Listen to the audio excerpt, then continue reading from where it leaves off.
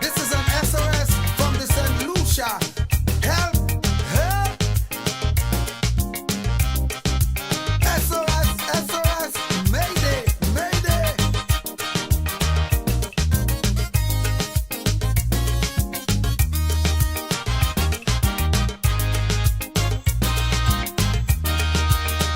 The St. Lucia, a luxury liner, sailing the Caribbean Sea, with a good old captain named Sir John Compton.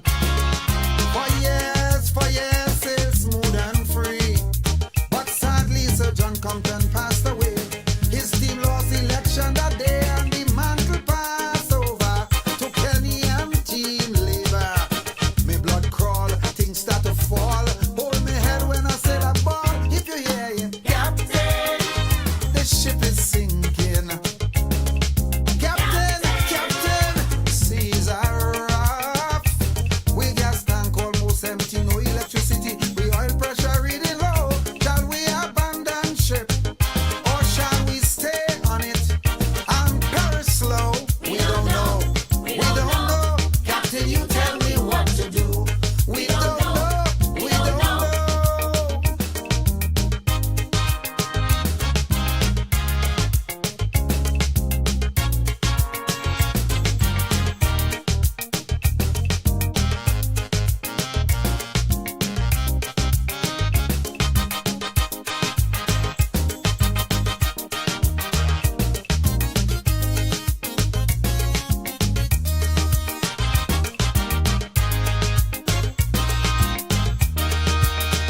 The St. Lucia, oh, she was a beauty, with features that few surpassed. And in her day, she sailed majestically. There were few in her class. Faithfully, she fulfilled her sailors' needs, but labor was overpowered by greed, and so they pilfered slow, causing scandal and row. Now things look dull. She's at a lull. She could barely sit on a hull. Half we balling. Captain, the ship is sinking. Captain, the seas are rough. We gas tank almost empty, no electricity. We oil pressure reading low. Shall we abandon ship, or shall we sit on it and perish slow? We don't know. We don't know. Captain, you tell me what to do. I say no. I say no. Captain, you tell me what to do.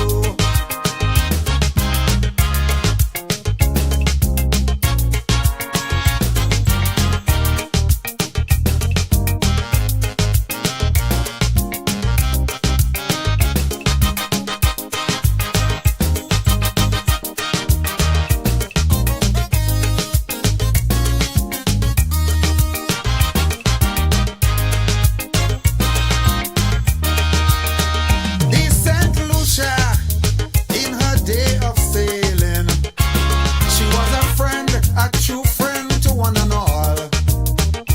And in her day, she sailed majestically.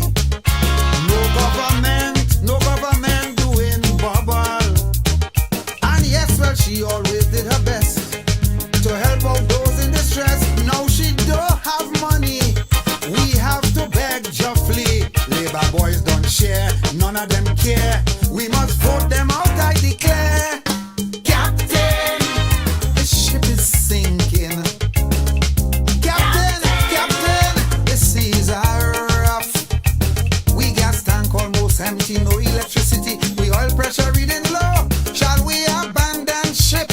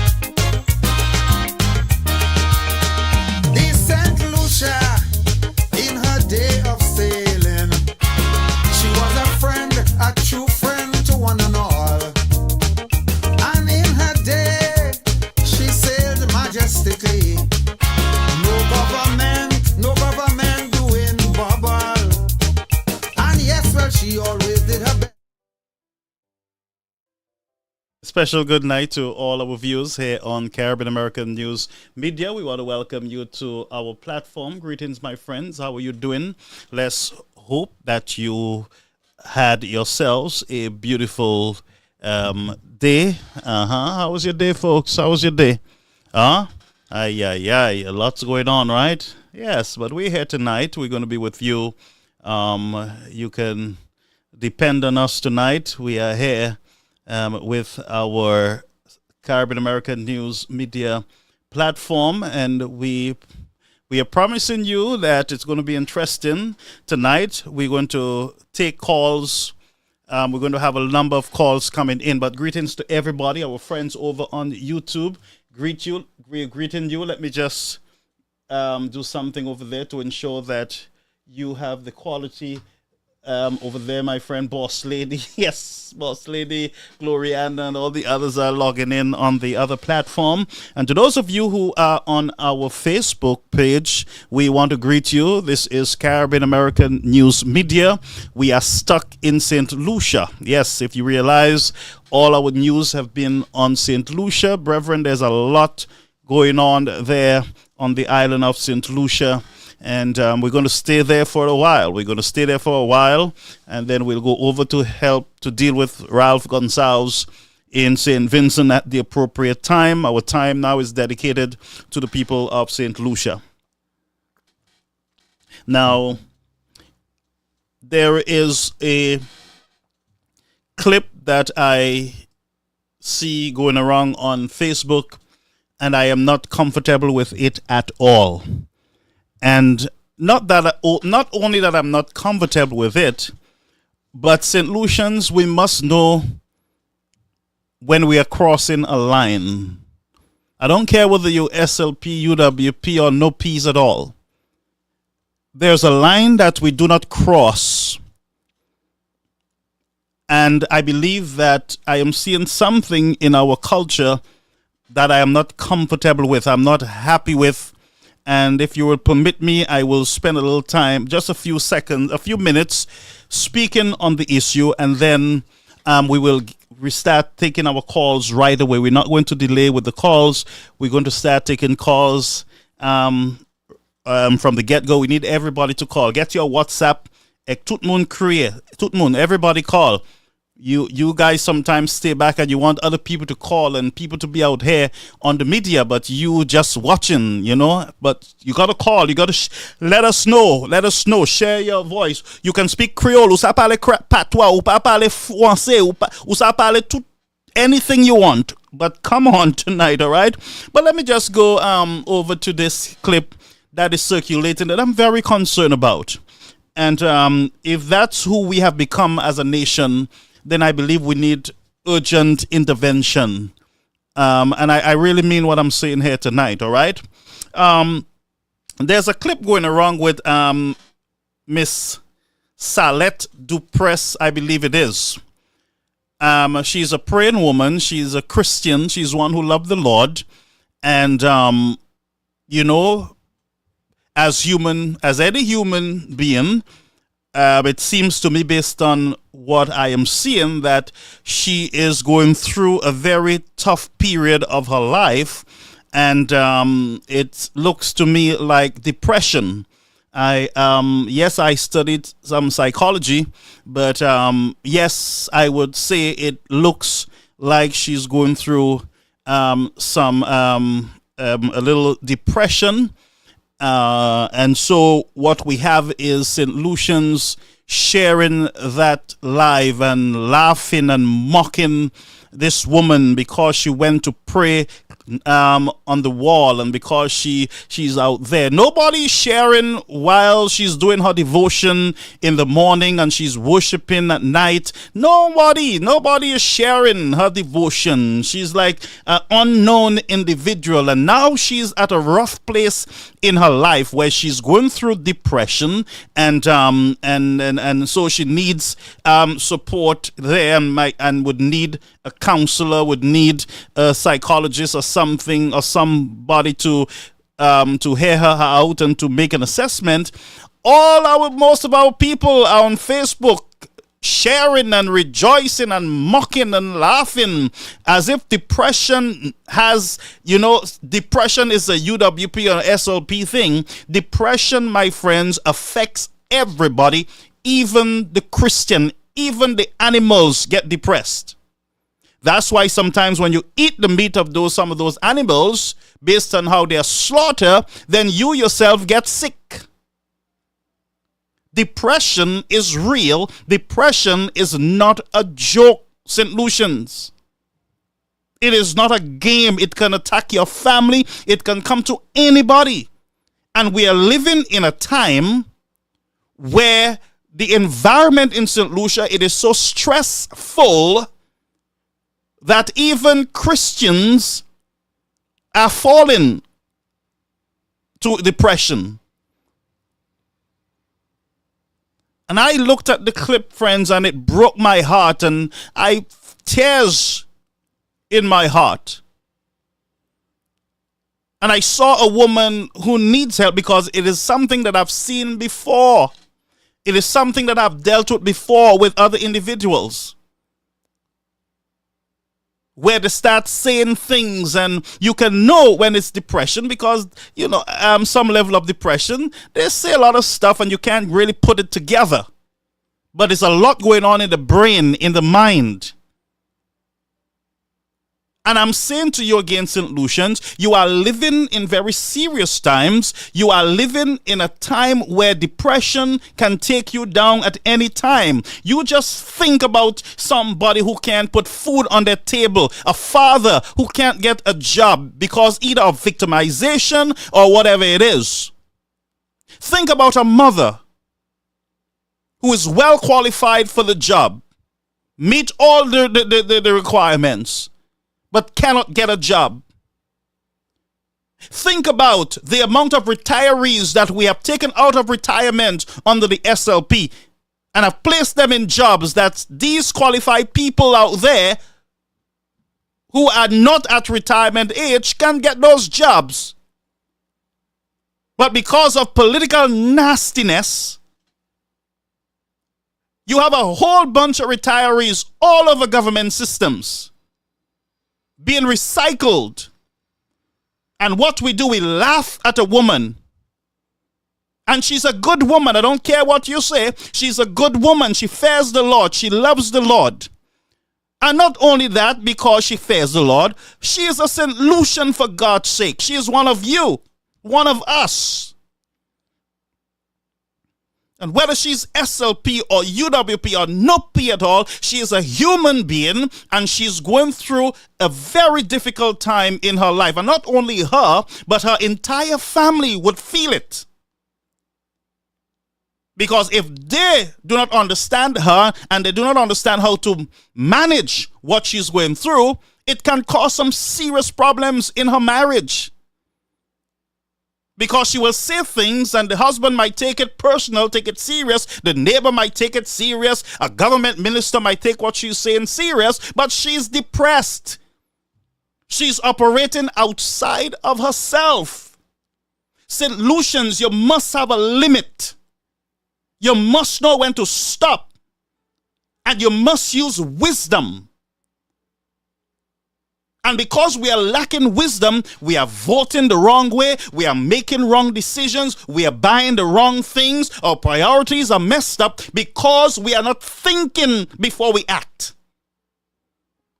So put yourself in her place, and you are either in the United States or somewhere, and it is your family that went through this, and it's being circulated. Would you be happy? Would you be comfortable laughing and mocking Miss Salette, I believe her name is? And I stand with her. I stand with her because she's a human being. I stand with her because I understand the environment, the climate that she is in. Very, very qualified. Maybe you listen carefully, and you hear she speaks of finance. You see her trying to get rid of her wigs. Financial burden. It breaks anybody. It breaks any family. It breaks any human being, whether you're a priest, pastor, or none. It breaks all human beings. And for Christ's sake, for those of us who are Christian and we walk around like there is something unique about us, that we cannot get sick and we cannot get depressed, and then when we get depressed and we get sick, we are disappointed. And sometimes we curse God. We got to understand who we are. We are human beings in a sinful environment. And we are prone to die. We are prone to get sick. We are prone for error. We are prone to everything in our environment. The air is tainted. Political vandalization and scandalization. And everything crazy is in our society. So my prayer tonight is with Miss Salis and her family. May God Almighty be with you. And may you be healed through his precious blood. And to the husband, you be of support to her. Don't judge her. Give her the support.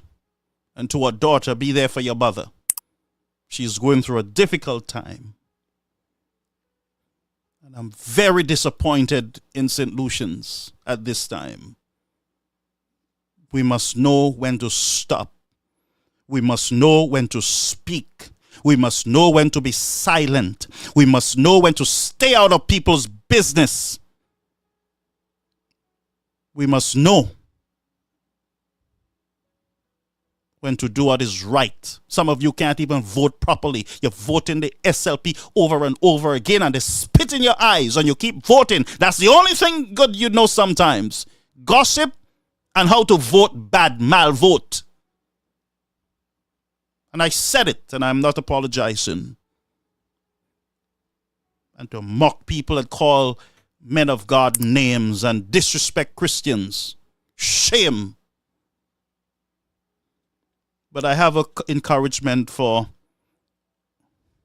Charlotte and her family. Proverbs 12:25. An anxious heart weighs a man down, but a kind word cheers him up. Proverbs 12:25. And I'm going to repeat it again from the Word of God. An anxious heart weighs a man down, but a kind word cheers him up.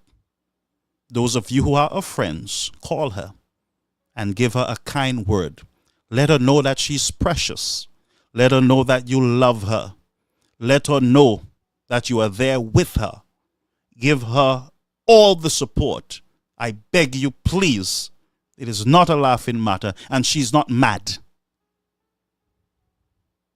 She's going through depression, and she will get out of it by the grace of God. So now that we have put that to rest, let's get to work. Let's get to work. And by the way, we have been at work. We have been at work, friends. So now that we have gotten that out of the way, and I feel much better now, and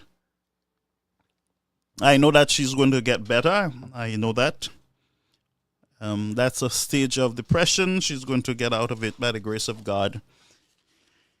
So the SLP, friends, they're having a celebration this Sunday, and they're celebrating, I believe, 2 years. 2 years of being elected by the people of St. Lucia to govern the country.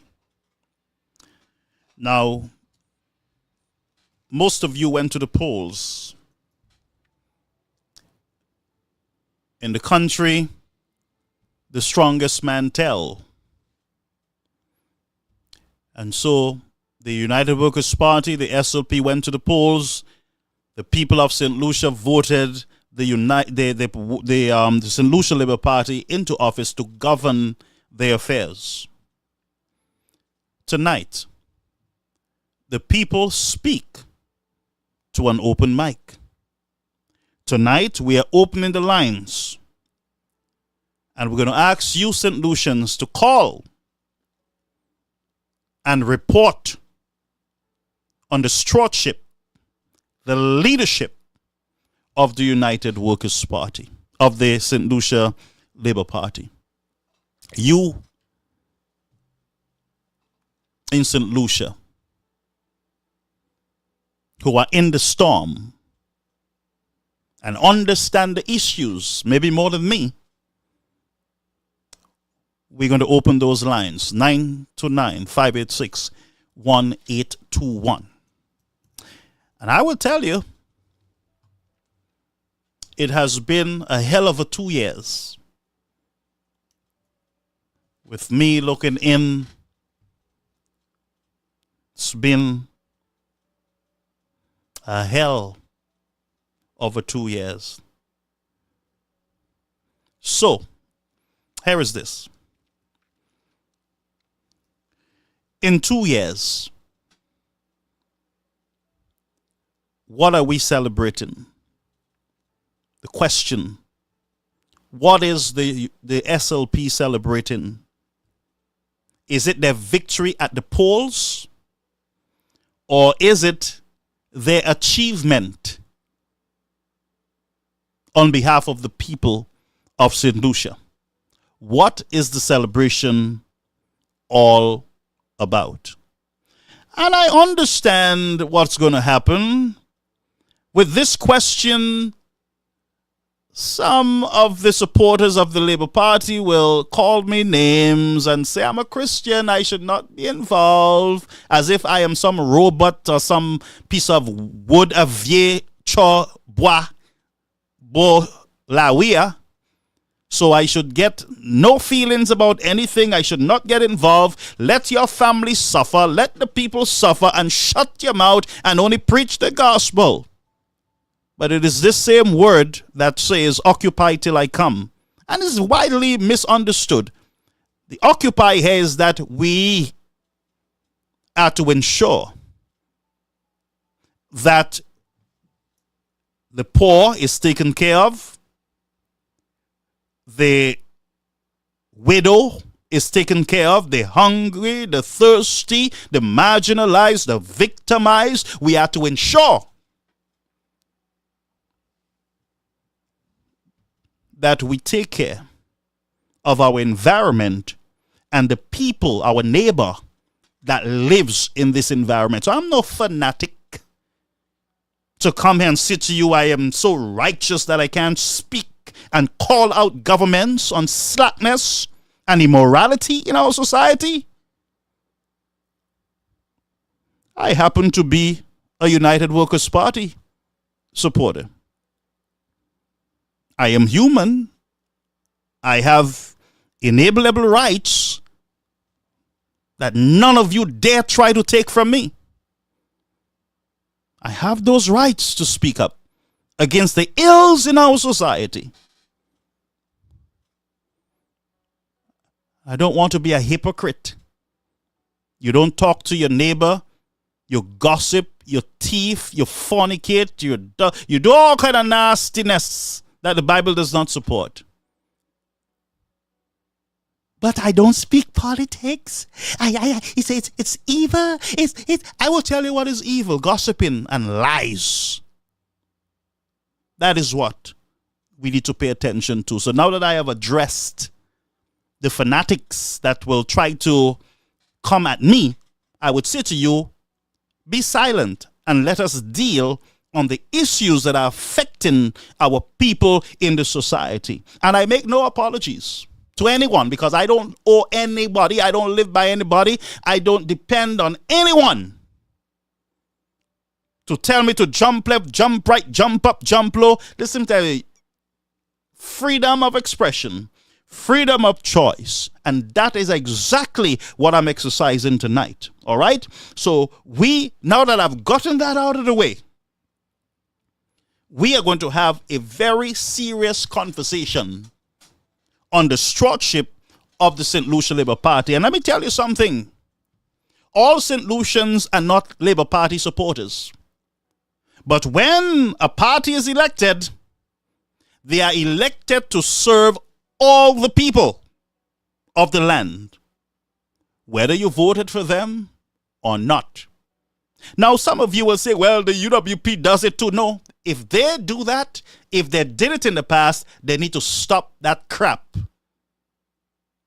Because when you lead, you are leading the people of St. Lucia, not the people of the United Workers' Party and not the people of the SLP. So not because we have been doing slackness all our lives that we continue in slackness. And if we are to be a progressive party with values and decency and fair and the fear of God, then we will do things differently.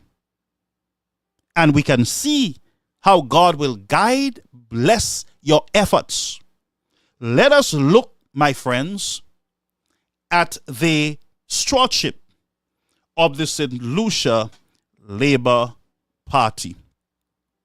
Now I'm waiting. My call, the lines are open, as I said. It is 929-586-1821. Let me put that thing there. Let me put it up. Just bear with me. We're going to put it up so that we can receive those calls. All right? I am not going to be doing a lot of talking tonight. I've talked enough. Sometimes not even a malt I can drink. Yeah? You almost send malt for me, man. Let me drink malt. Build up my strength, man. I don't want no Guinness. I don't drink rum. Yes, man.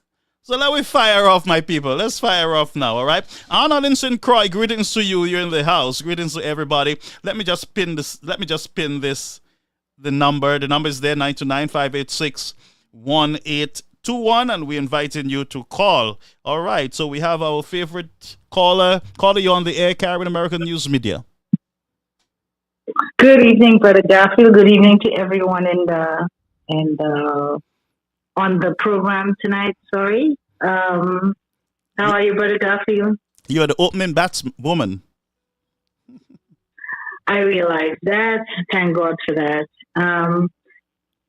Brother Garfield, SLP, and St. Lucians, and whoever else is listening that are not,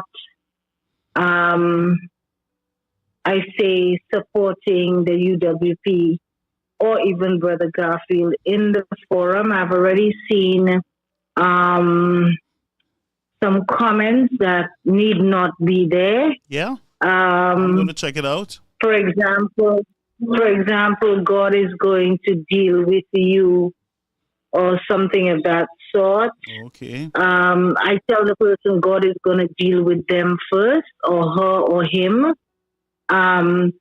That why are we doing things to make Richard depressed? You have double standards. I can say who that comment is from. It is from your friend KKRR. And I can't see him. Hold a minute. Let me just switch my platform so that I can. Maybe he's blocked on my personal thing, but I'm going to switch over to Caribbean American News so that I can see those comments because oswe ma poemaji. Thank you. Thank you. I thought I should bring it to your attention as well because thank you. Appreciate it. It is early in the program for these persons to be coming and making such statements. This program, I believe, Brother Garfield has said, is to speak of what the present government has done or has not done, or how you feel about the government, not about Garfield, not about Marvin, not about anybody else. It is about what is going on in this country. So I would hope. But you're right. I actually saw somebody said that, Garfield, I tell you, God will deal with you. Mark my words. That's right. I mean, yes, that's correct. Now, that's what you call the epitome of ignorance. That's what it is. That's a level of ignorance that no human being have ever reached before. So I am not even going to spend any more time on this ignorance. Garfield, I tell you, God will deal with you. Mark my words. Deal with me for what? Huh? Would he not deal with you for false judgment? You Pharisee, would he not deal with you for false judgment? And don't pull God's name in your mockery, in your games. God will not be mocked. He will never be mocked. And he's not your toy. Shame on you. Go ahead, caller. Okay. For the last 2 years, Brother Garfield and Forum, the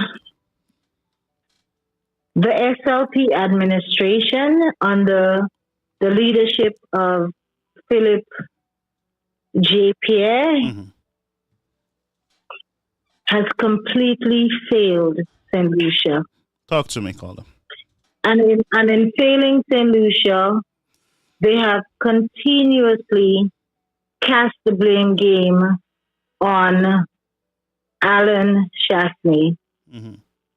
It is about time that even those in the forum that support the SLP, you realize that Alan Chasney is not the Prime Minister of St. Lucia and has not been for the last 2 years.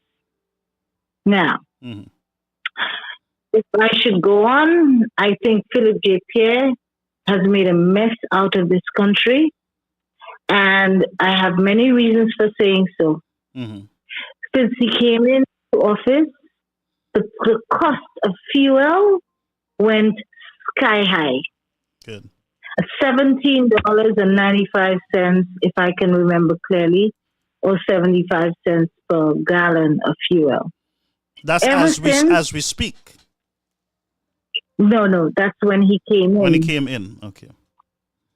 When he came in. As we speak, very recently, the price of fuel went down to $16.50 per gallon, when the price of fuel on the world market has been $71.02 per barrel for a very long time.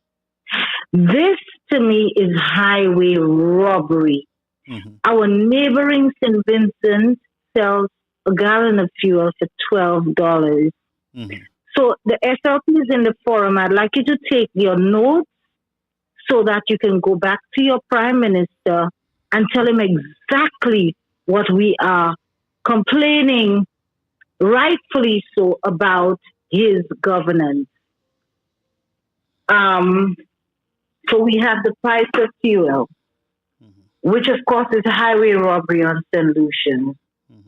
The cost of food is beyond anything I've ever seen in this country before.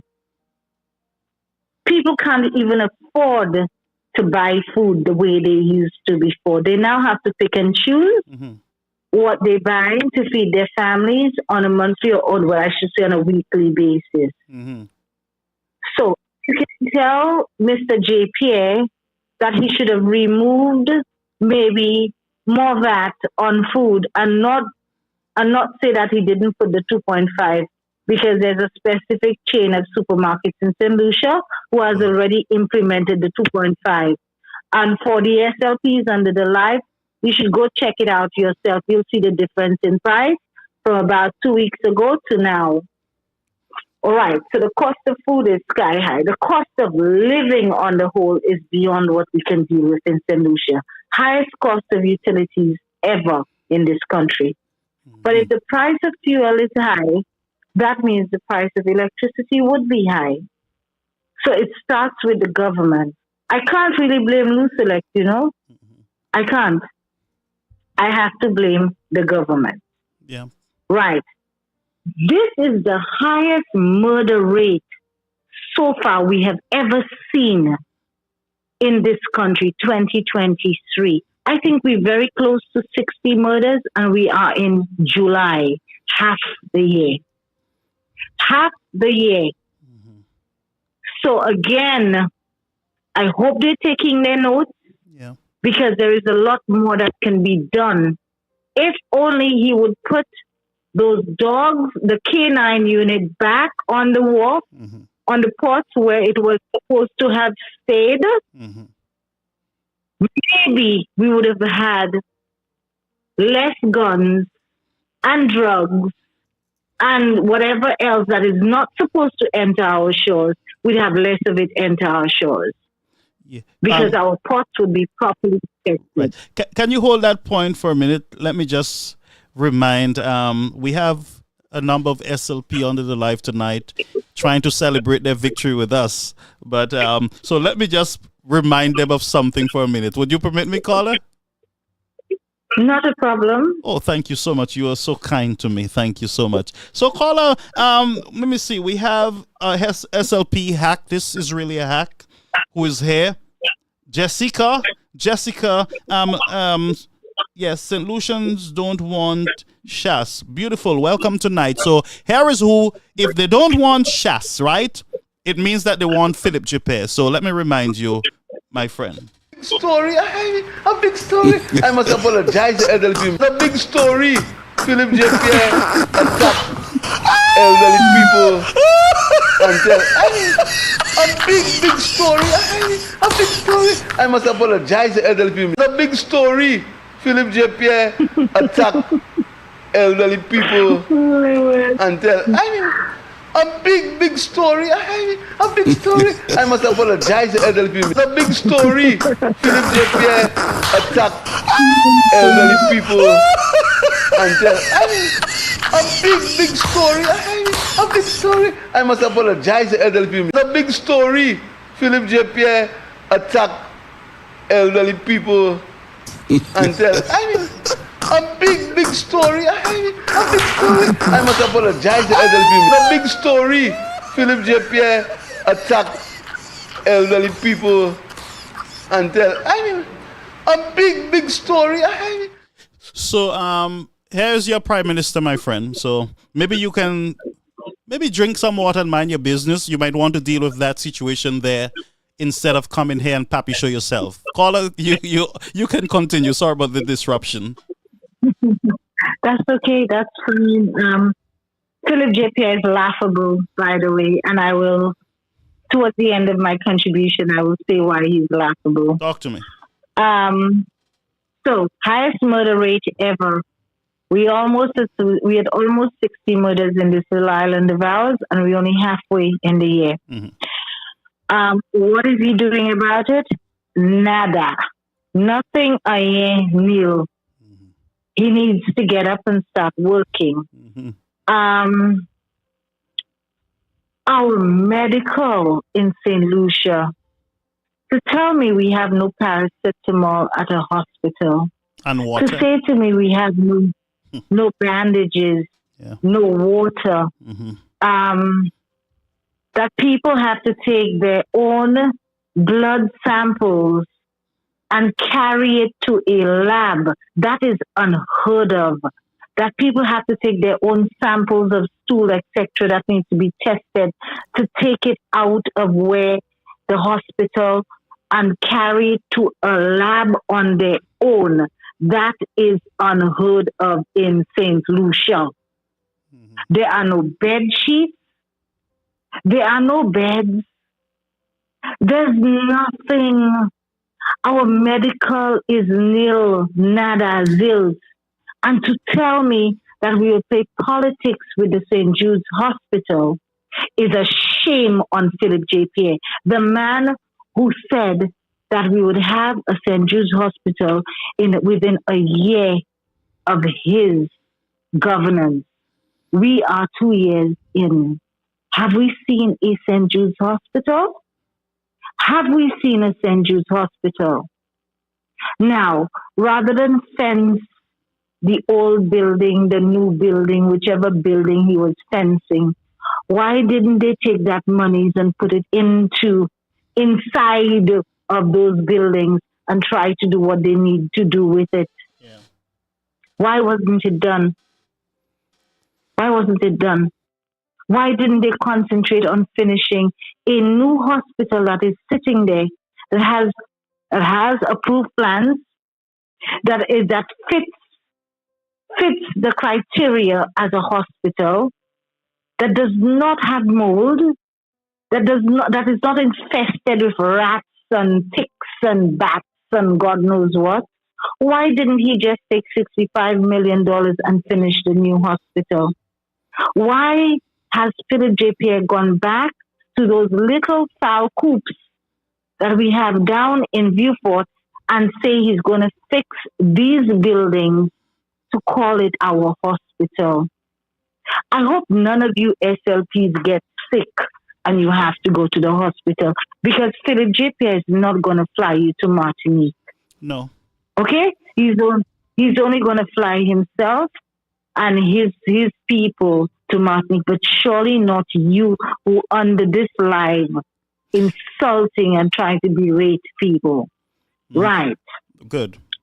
So, but Carla, you have touched on the gas, on food, and the crime and healthcare. As you said earlier, healthcare is a serious disaster. And for those, like you said it, for those persons who are coming onto the live to cause disruption to the live, they are human beings in St. Lucia, and if God forbid any one of them gets sick, they have a major problem. And this is the blindness, this is the ignorance sometimes that we can't seem to get ourselves, we can't seem to get ourselves out of it, because we are here petitioning our government to work on our behalf. But no. We are busy dealing with the messengers. But go ahead, caller. That's how the people are. Okay. We've had absolutely no new investors in St. Lucia since the SLP got into governance. None whatsoever. Something as important as investment. Mm-hmm. We've had no such investment in St. Lucia. But the MPs from the SLP are flying. They're like jet setters. They're flying every week. They're out of St. Lucia. Mm-hmm. They're in this country, that country, bringing back absolutely zilch, nothing, nada, zero. So there's been no development in St. Lucia. Yeah.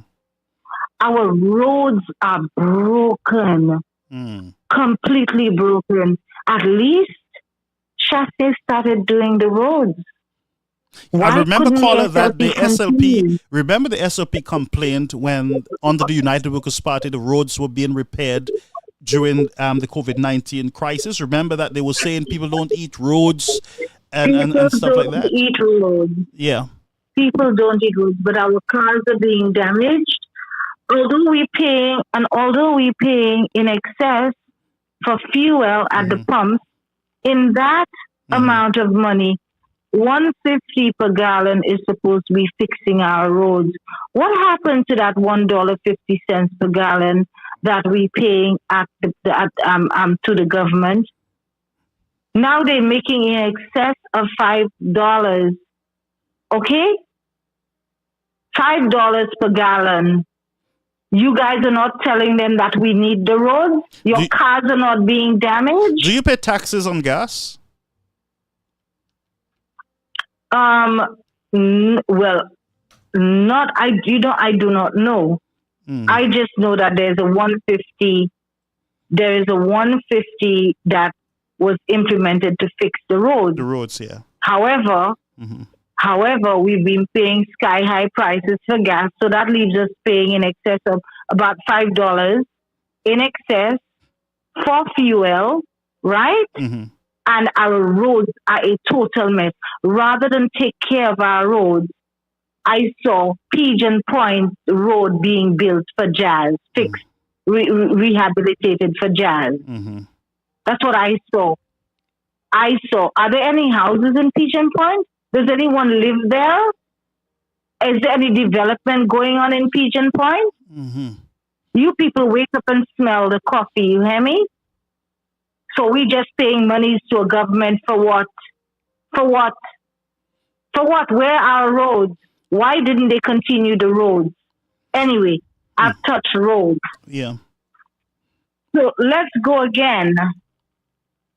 There are no new jobs created on this island, except for the friends of MPs and Mr. Pierre's daughter and whoever else that is related to him, And there Shazzy. have been no new jobs. That's what I said, friends. Yeah. The their I political wanted to call out pundits. that one name, yeah. Okay? And I'm glad you did. I'm glad you did. Yeah. Okay? Jobs are not being advertised for the young people, but people are creating jobs for their friends. Consultancy fee. Did the consultancy amount for consultancy in the budget, didn't it rise to God Yes. knows by how many millions of Yes, I think I dollars? saw something. I think I saw something like 100 million. I'm not sure if that's the case. Um, so the consultants for the year get paid over $100 million. That's what you guys are telling me. But you can't create jobs for the young people who graduating from school. You And they can't create one and job for the young people. And they will come and tell me, oh, they have a youth economy and they have put in monies for businesses for these young people, etc., etc.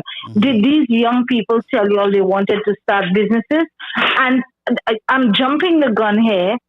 If our economy is in such a state, who's going to buy their goods and services? Who is going to patronize these young people's businesses? As soon as they open, unfortunately, they will fold. yeah, yeah, They will fold. I am not calling for it, but if an economy is struggling, those young people that you're giving monies to for votes, and I say for votes, I'm not gonna mince my words tonight. The monies that you're putting in them, you will lose it in short time. In very short time, because we can't afford to buy their goods and services or whatever they're selling. Okay, so no new jobs have been created. Instead, when they came in, they closed all the projects, airports, the airport, yeah. hospitals, roads, housing. And I'm going to touch housing, housing. They stopped the housing development project where there was a lot of interest for houses to be bought by St. Lucian. They stopped it. You know how many persons they sent home? Talk to me. In excess of 3,000 people were sent home. Wow, that's a In lot. excess of 3,000. So they created unemployment rather than keep those persons employed. And since then have not created one new job for the young people, for the normal St. Lucian people. Okay? So no new jobs. In the last 2 years, our passport office became a sham and still is a sham. People are not getting their passports. There's one person charging double price or whatever who seem to be getting passports quicker than everybody else. The civilians can stand there, wait for hours, and they will not get their passports in how many months, etc., etc. I have a question for them. How many CIP passports and how quickly did those persons from CIP who bought passports for cheaper than ever in St. Lucia's history, cheapest island for CIP for selling passports. We are selling passports in St. Lucia to foreigners. Literally, they're not making investments. We're just selling our passports to them. What a business! What a business! And Mr. What a way Shastney, to Mr. get money Shastney for actually, this island. Mr. Shastney actually warned of lowering the price of the CIP, but I mean they laughed at him like everything else, only to face the reality. And I heard the acting prime minister saying to the people of St. Lucia that there is nothing to see here. Nothing is going on with the CIP. Everything is normal. We are not on any list. We don't have an issue here. And I think that is misleading the people of St. Lucia. Obviously, because the UK has taken steps to now implement visas. Visas are now needed to travel. Yes, they have not reached St. Lucia yet, but they're coming for us.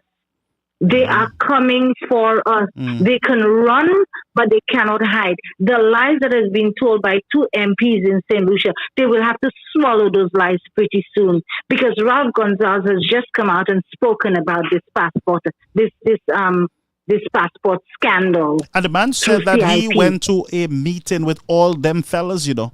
He went to a meeting. St. Lucia was there. Dominica was there. Grenada was there. He was there at the meeting, and they spoke to them. But our leaders are saying to us, and why are they lying to the people of St. Lucia? Why are you saying in a press release, press conference, that there is nothing wrong with CIP, everything is okay, there is nothing going on in England? Why would you say that? And it leaves us to question everything else that you have been saying to us. Everything is not okay, and we know it, and they know it, and many other people know it. Okay?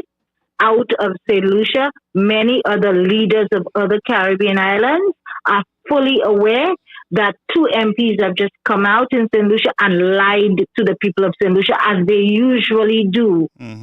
As they usually do, and think that they're getting away with their garbage. This is where SLP or the government has us now. So, visa restrictions are being imposed on us. The Canadian non-visa entry was handled by Alan Chasney and not Philip J. Pierre. So I'm warning the SLPs, do not try to come to this forum and take any kind of, what's the word that I'm looking for? Document and play that it was Philip J. Pierre who did it, because he did not do it. All right. So passport office in a mess. Land registry is in a mess. Civil status is in a mess. Our judicial system is in a mess. And what do? They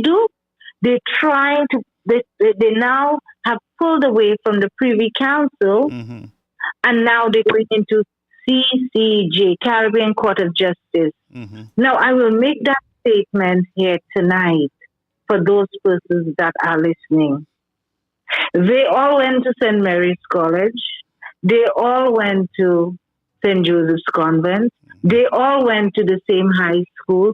They all went to A-level together. Then they all went to UWI, where they met other people from other Caribbean islands who are now in politics too, and who have become judges and lawyers, etc.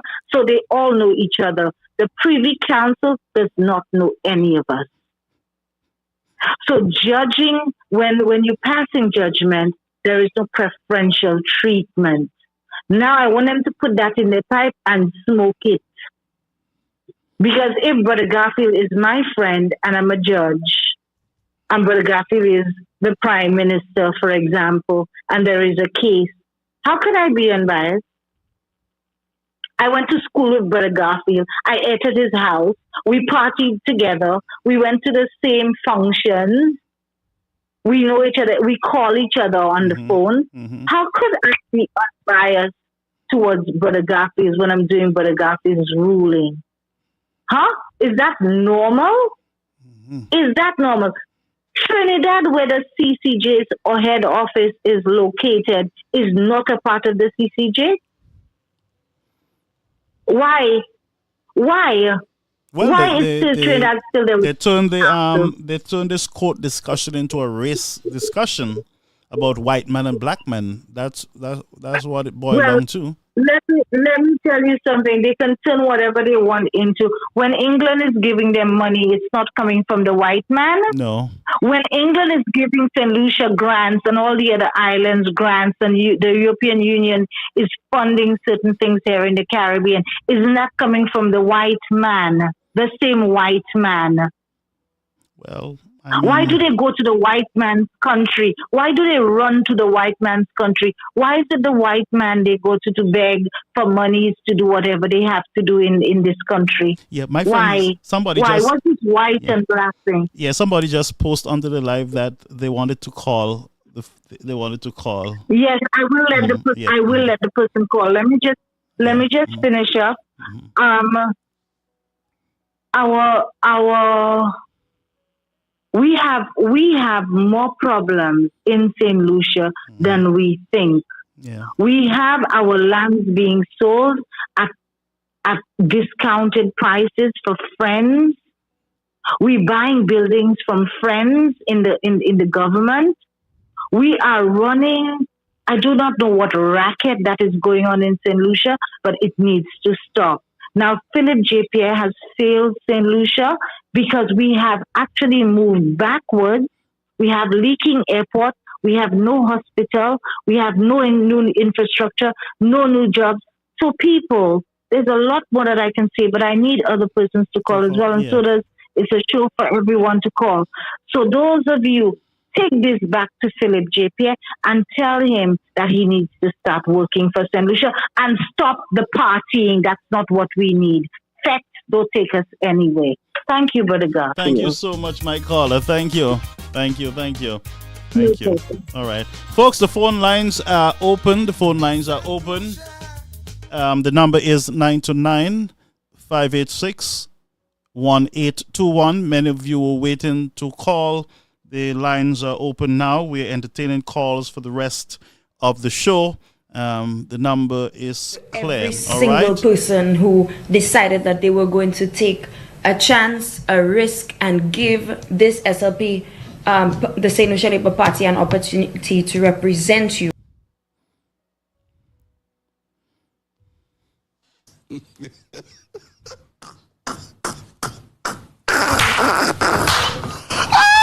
To say thank you to every single person who decided that they... Caller, you're on the air. Caribbean American News Media.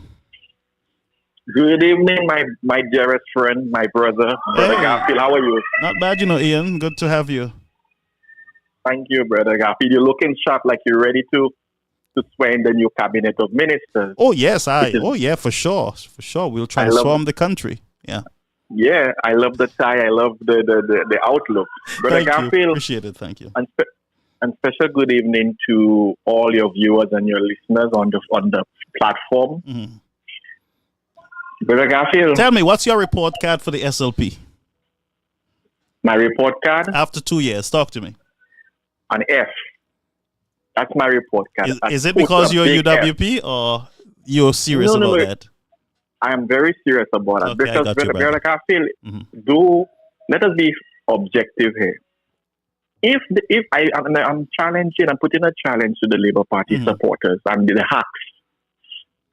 Tell me one significant initiative that this government have put in place that will read down to the benefit of all St. Lucians.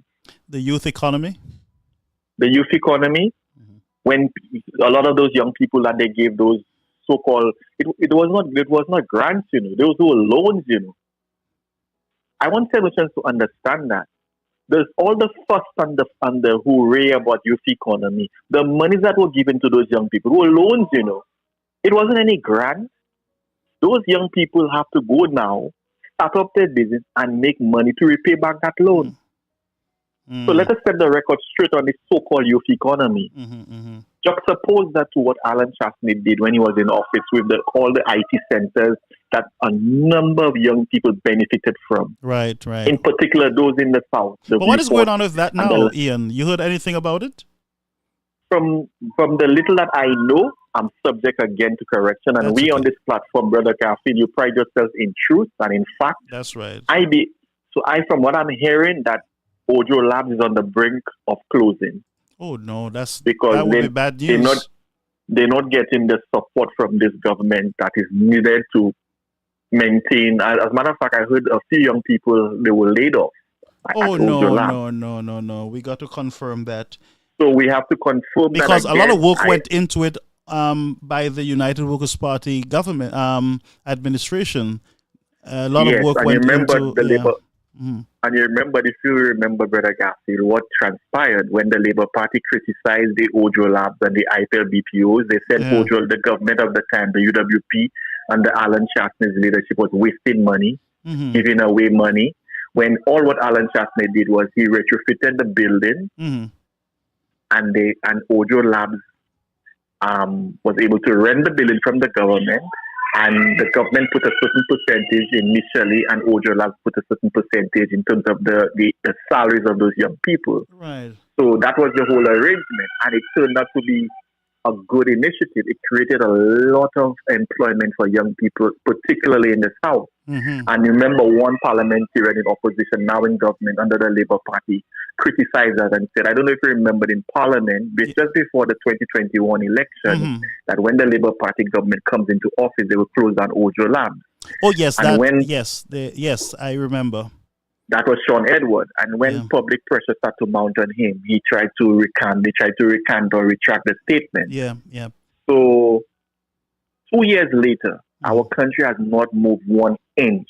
And again, let me say this. It's not about yellow or blue or red or purple or pink. It's about white, yellow, black, blue. St. Lucia. That's what should come first. And whether you're a UWP supporter, whether you're a Labour Party supporter, whether you are no P, we have to face the realities of the country that St. Lucia is not in a good place. Yeah. Let me just say this. I support the UWP. I won't say in any pub, whether privately or publicly, that everything Alan Chapney did was correct. Mm-hmm. There were little hiccups here and there, but by and large, he delivered for the country. And his work speaks for itself. You can see the number of initiatives and projects that Alan Chapney started, and this Labour Party government, because of political mischief, because of the arrogance, they stopped all those projects. One case in point was the Onair International Airport. Mm-hmm. It's a crying shame that this government could boast about jazz and carnival, the successes of jazz and carnival, when people, if it rains right now, have to stay on an aircraft or get wet to go to the immigration terminal in the year 2023. But I've not heard a lot about the hospital. Not the hospital, the airport. Where are we on the airport? The airport is nowhere, because what they tried to do, what they did is that they stopped. I mean, let us be fair. All the groundwork was laid for this airport. The funding was there. Mm-hmm. The Chinese, the Taiwanese started the how they call it, the foundation. There's a term they use. They were like not almost padding. Not padding. No. I forget the name now, but they started the whole thing to start the airport going. They were like almost 60% halfway into the project in terms of the laying on the foundation for the project. The drawings, everything was approved. But I think the SLP government said that it was too big, just like said the hospital at St. Jude's. I believe that was one of the arguments, that it was... The arrangement with this airport is the airport would have paid for itself. Right. That was the approach of Alan Chapney. What this Labour Party government wants to do, they want somebody to buy over the airport. Buy over the airport. Mm-hmm. That is their approach to this whole airport. And for now, the airport is on a standstill. The St. Jude Hospital is nowhere close to completion. After 2 years, 13 years later, the people, the nurses, the doctors, the patients still remain at the George Odlum Stadium. We are in the hurricane season, and let us put aside the politics. We're dealing with human lives. And that's what the Labour Party cannot fail to understand. When you criticize the government, they only what they can see is the politics, red, yellow, not realizing that there's a bigger picture, and that is our country, St. Lucia. Mm-hmm. The St. Jude Hospital is nowhere close to completion. Rather than this government, again, we've been saying so, put aside the arrogance and finish the foundation that was laid by Alan Chapney when it comes to St. Jude. By now, the patients, the doctors, and the nurses would have been in a state-of-the-art hospital if this government had put aside the petty politics.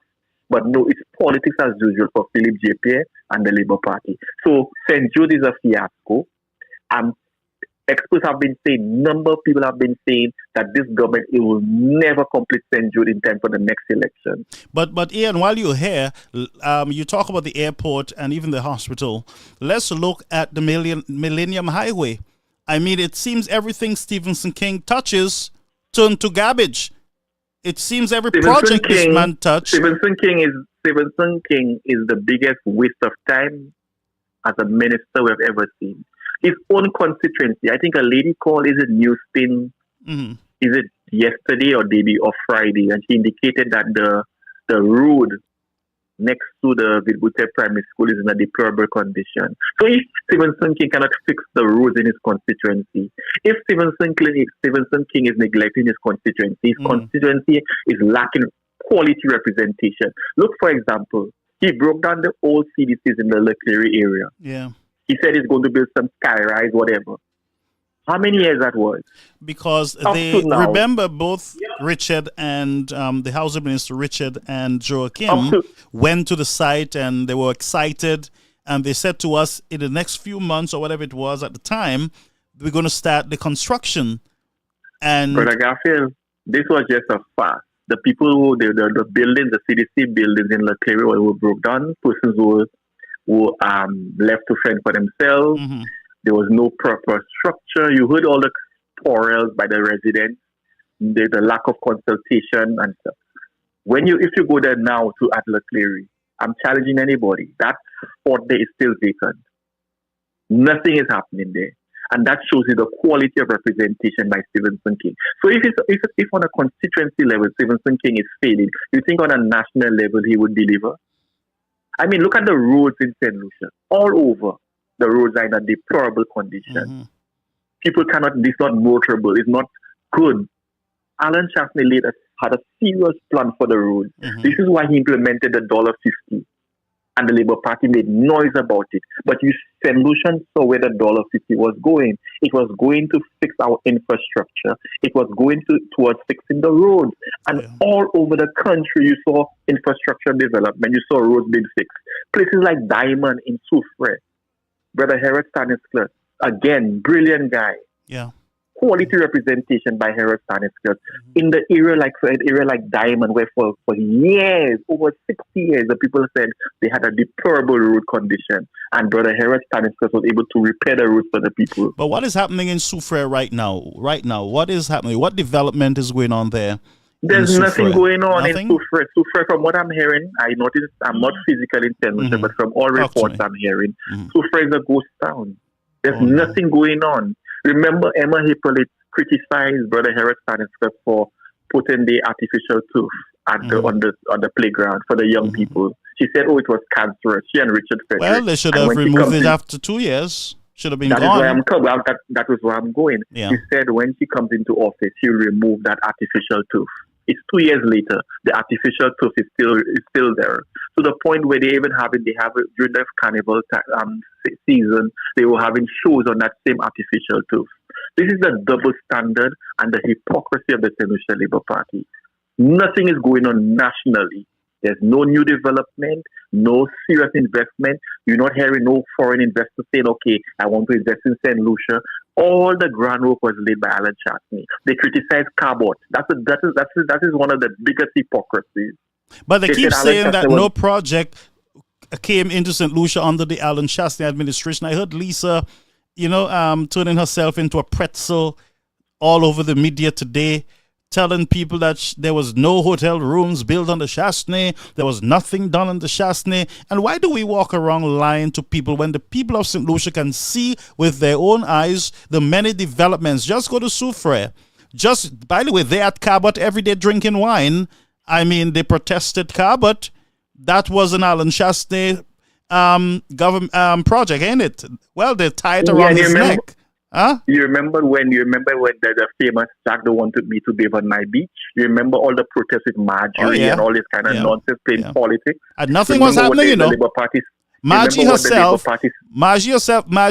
came back and she said, oh, well, they just got to talk to me. And they did not even wait for government to negotiate or even engage properly with this woman. They were on the beach during COVID talking about Jack. Who Jack didn't want them to bathe on beach? Which Jack? Who's the Jack? And you would remember what they said, the Labour Party, that Alan Chastney was giving Cabot all our NIS money, when everybody knows that Cabot took a loan from the NIC. And by the way, Emma And when Hippolyte the could have Labour Party, could have corrected her Labour Party people because she was the director of the NIS at some point. So she could have said to them, Exactly. no, that's wrong. Let's not challenge. Let's not even talk about that. That's not an issue because we And- do invest on the stock market in New York and everywhere else. We give loans with the excess funds and everything else. So that's not an issue. They paid back all the monies and we lost. And We when- lose money as a result of it because they paid back. Exactly. So Right. St. Lucia lost the NIC contributors, the Yeah. pensioners lost, Yeah. because when the Labour Party put so much politics in that carbon project, the management of carbon decided, you know what, they don't want to get involved in these St. Lucia's petty politics. They repaid the loan in advance, so NIC ended up losing rather than gaining. And right now, who's sitting more with carbon now? Who having wine and dining with carbon? The same Labour Party characters. Who was at the ribbon cutting? Again. You think is Alan Chasney? Exactly. So that again tells you the hypocrisy and the double standardness of the Labour Party. But 2 years later, what do we see? We have a demoralized police force. Demoralized police force under Philip JP's leadership as Minister of National Security. Mm-hmm.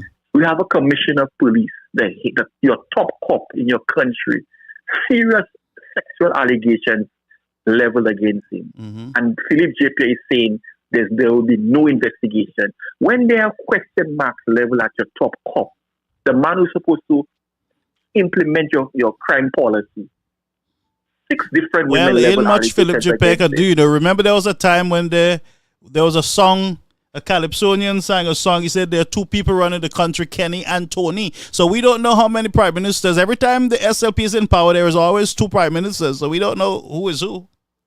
Then you have a situation, Brother Garfield, if our passports, like the caller before me that made mention of, our passport, where in the world you see third party handling issuance of passport, issuing passport, third party.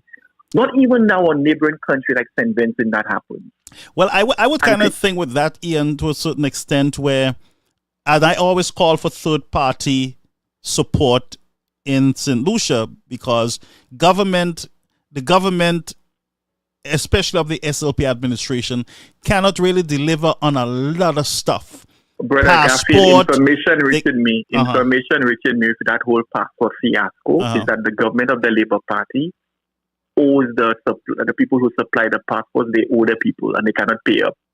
Who supplies the passport? I thought the There's government. a company. I thought the government has. There's a company that was supplies engaged. the passports, was engaged, and the Labour Party administration they owe in some money. But were they You not can do engaged some- under the United Workers' Party to do the electronic system? The electronic system had started under UWP, but the Labour Party government is the one implementing it. And there's chaos there because from what I'm hearing, they're owing the people some sums of money. You need to find out, get some more information on that. and do Also, your investigation. they were parking meters that Frederick's office through his people. They said, well, the parking meters are there, but we ordered the part for it and we're going to put it up. Very soon it's going up, and up to now. So Do you have this is the parking ticket? problem. Do you have parking system in the Castries? The ticketing thing? This is the problem with this passport issue. You find elderly people have to leave their house like 4 a.m. in the morning, join those long lines in the sun or the rain to get a passport. Some of them, when they do get inside, they have to wait until 8 o'clock, 9 o'clock to get a number.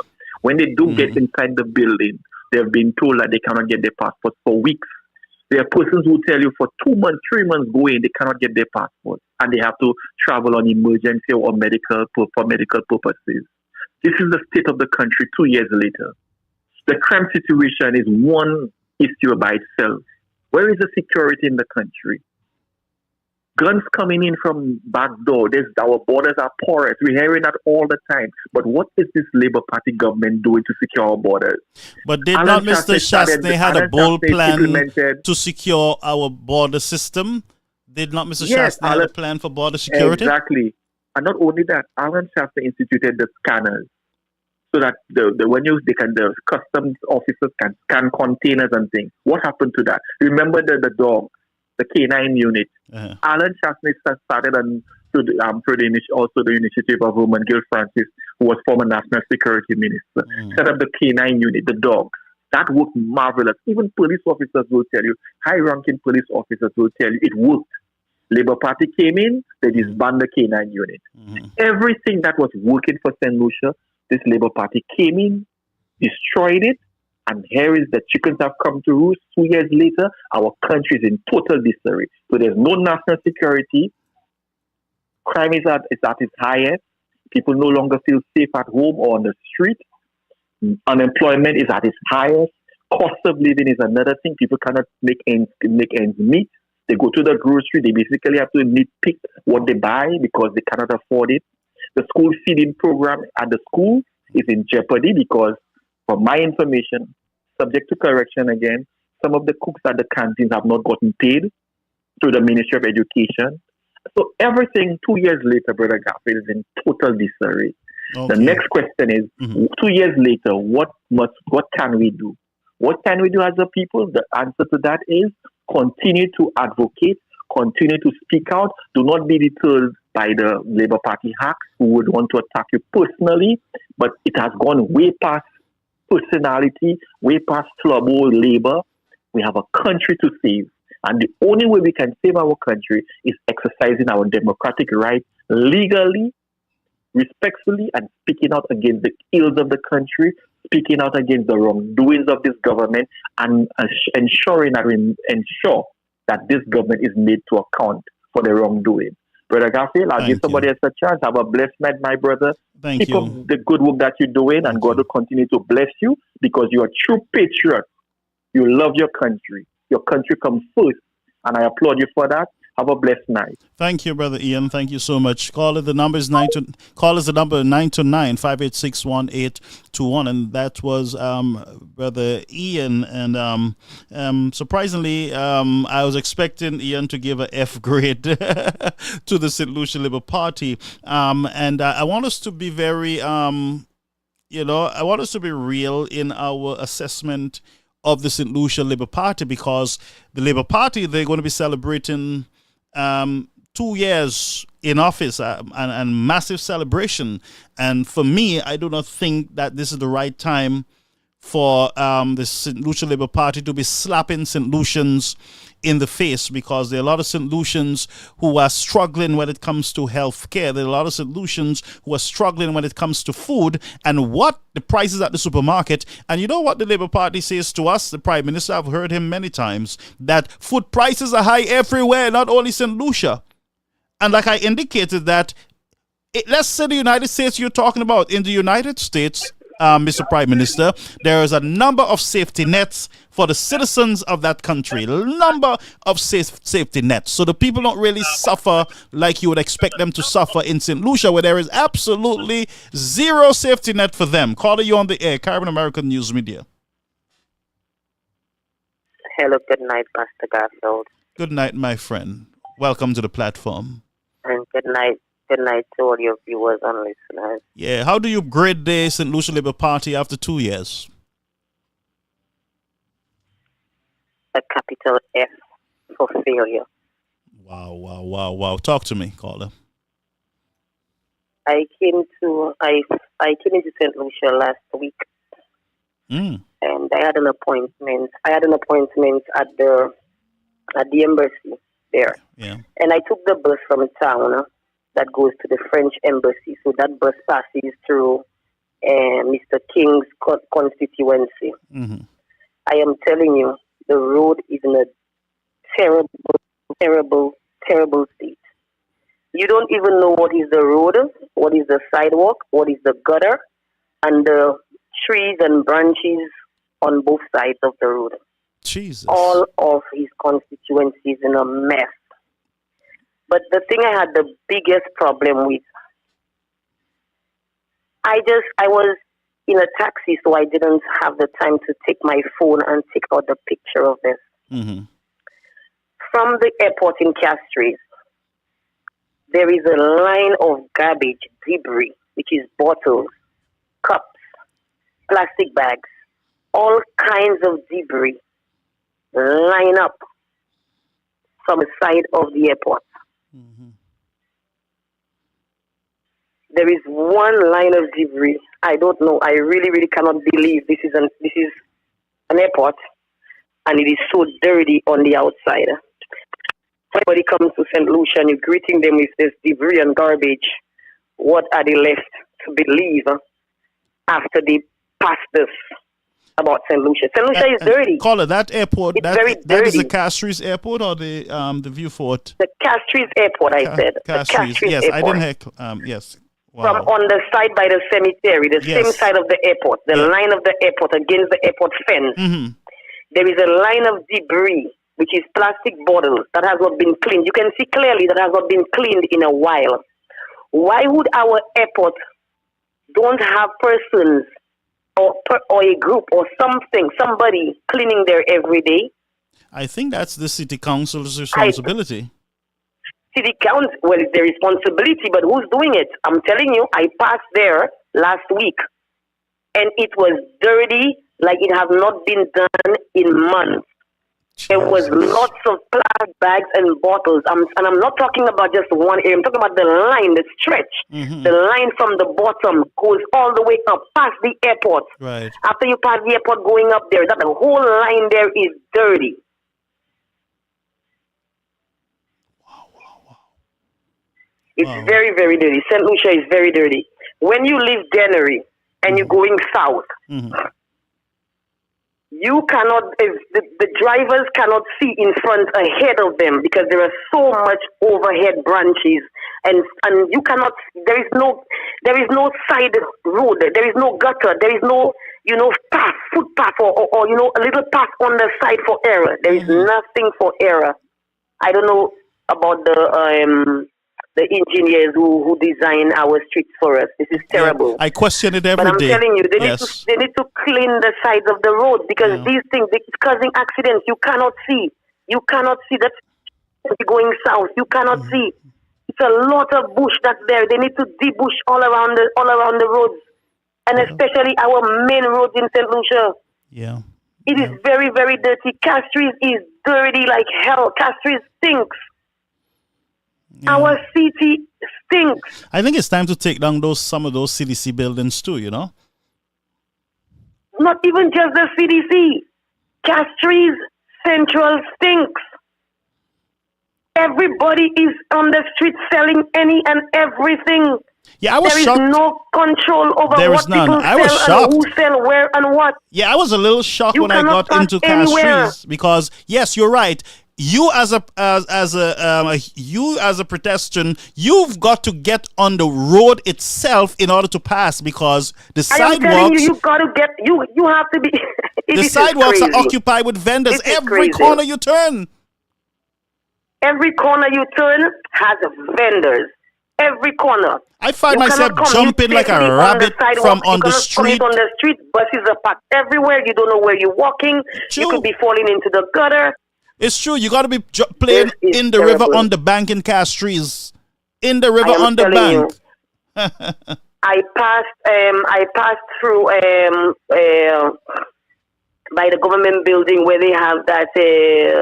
How do you call that? That food where they sell that food place. I can't remember its name. But anyways, in Dr. the fish, where they sell that fish in that area there, not Dr. Freezer's.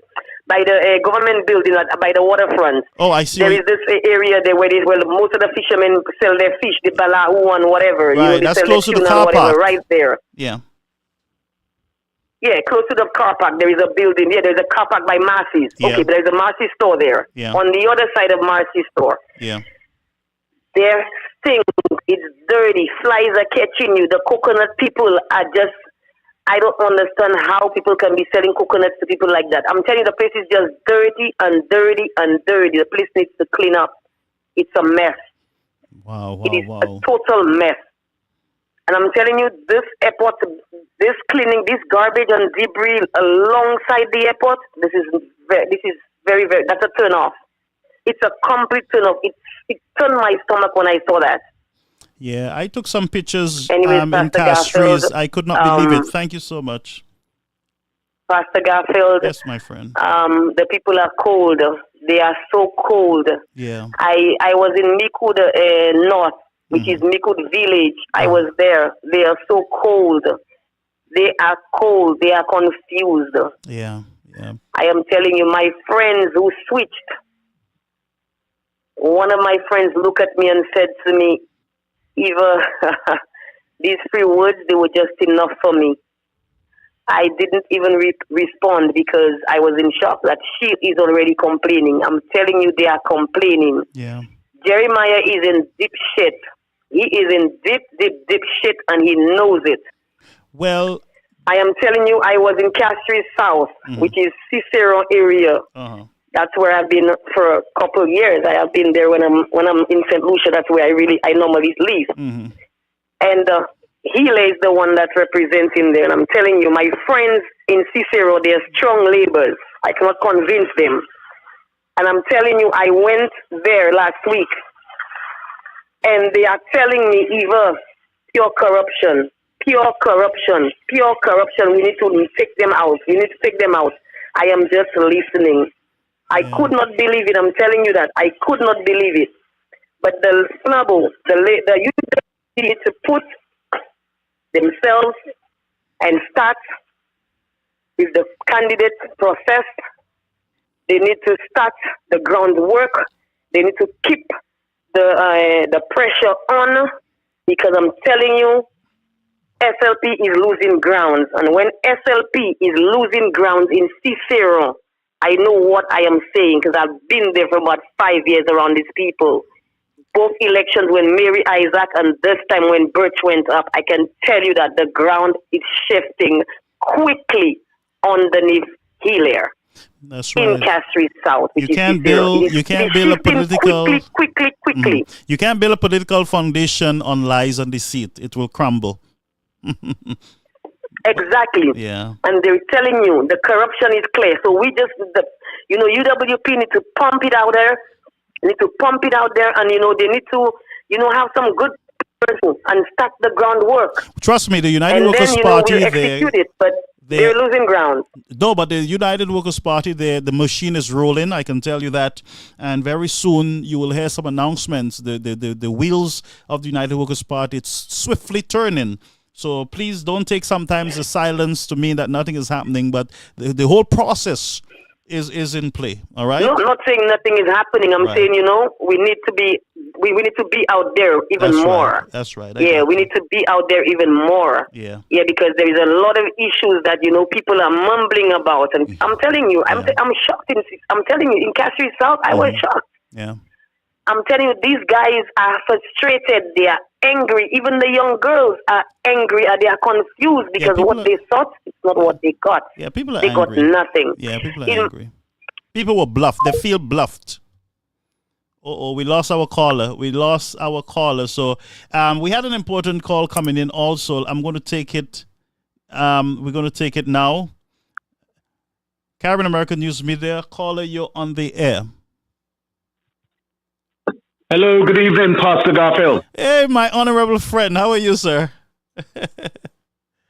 I'm doing well, thank you. Welcome to the platform. The circumstances. It's all yours, my brother. Thank you very much, and good evening to all your listeners. Yes, sir. and viewers. Let me tell you something, Pastor Garfield. You wanted to know, you've asked us, you've invited us to call. Yes. And to express ourselves about the tenure of the Labour Party so far. Yeah. The Labour Party government. So I've got 3 words to describe it. And spell and make sure you get it right, Failure. Yeah, right. Failure. F. So 3 words. Total failure. Failure. 3 words, Mr. Pear. Failure. Mm-hmm. 3 words.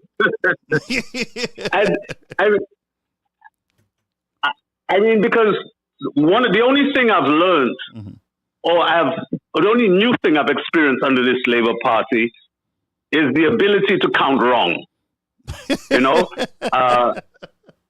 I think I was about 2 years old when I was able to count. I was taught how to count. Yes. But since being under this government for how many years? I think, is it 2 years? That's 3 years or 2 years? 2 years. 2 years. It's 2 or 3? 2. I don't think, on a serious note, yes, 2. Mm-hmm. I don't think that the people of St. Lucia can withstand another year of this Labour Party. My God. Because we're in absolute serious problem. Mm. And today while I sat, it was raining very heavily, and I tried to think about. I remember today, 2 years ago, and where I was, what I was doing, preparing for the election day in Soufrière and also in Soisel. It was just the day before, and we had to go to bed early to wake up at about 2, 3 in the morning to be prepared for that day. Right. And so today I've been thinking about that day, and in browsing through the internet, I came across this article written by James Stanislas. Oh, good. So permit me to just share it with you and your viewers and listeners. Yes, sir.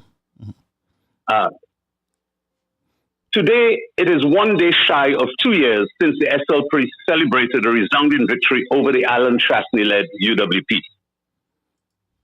The UWP must take the blame for allowing their supporters to suffer such an embarrassing loss at the hands of a motley band of misfits.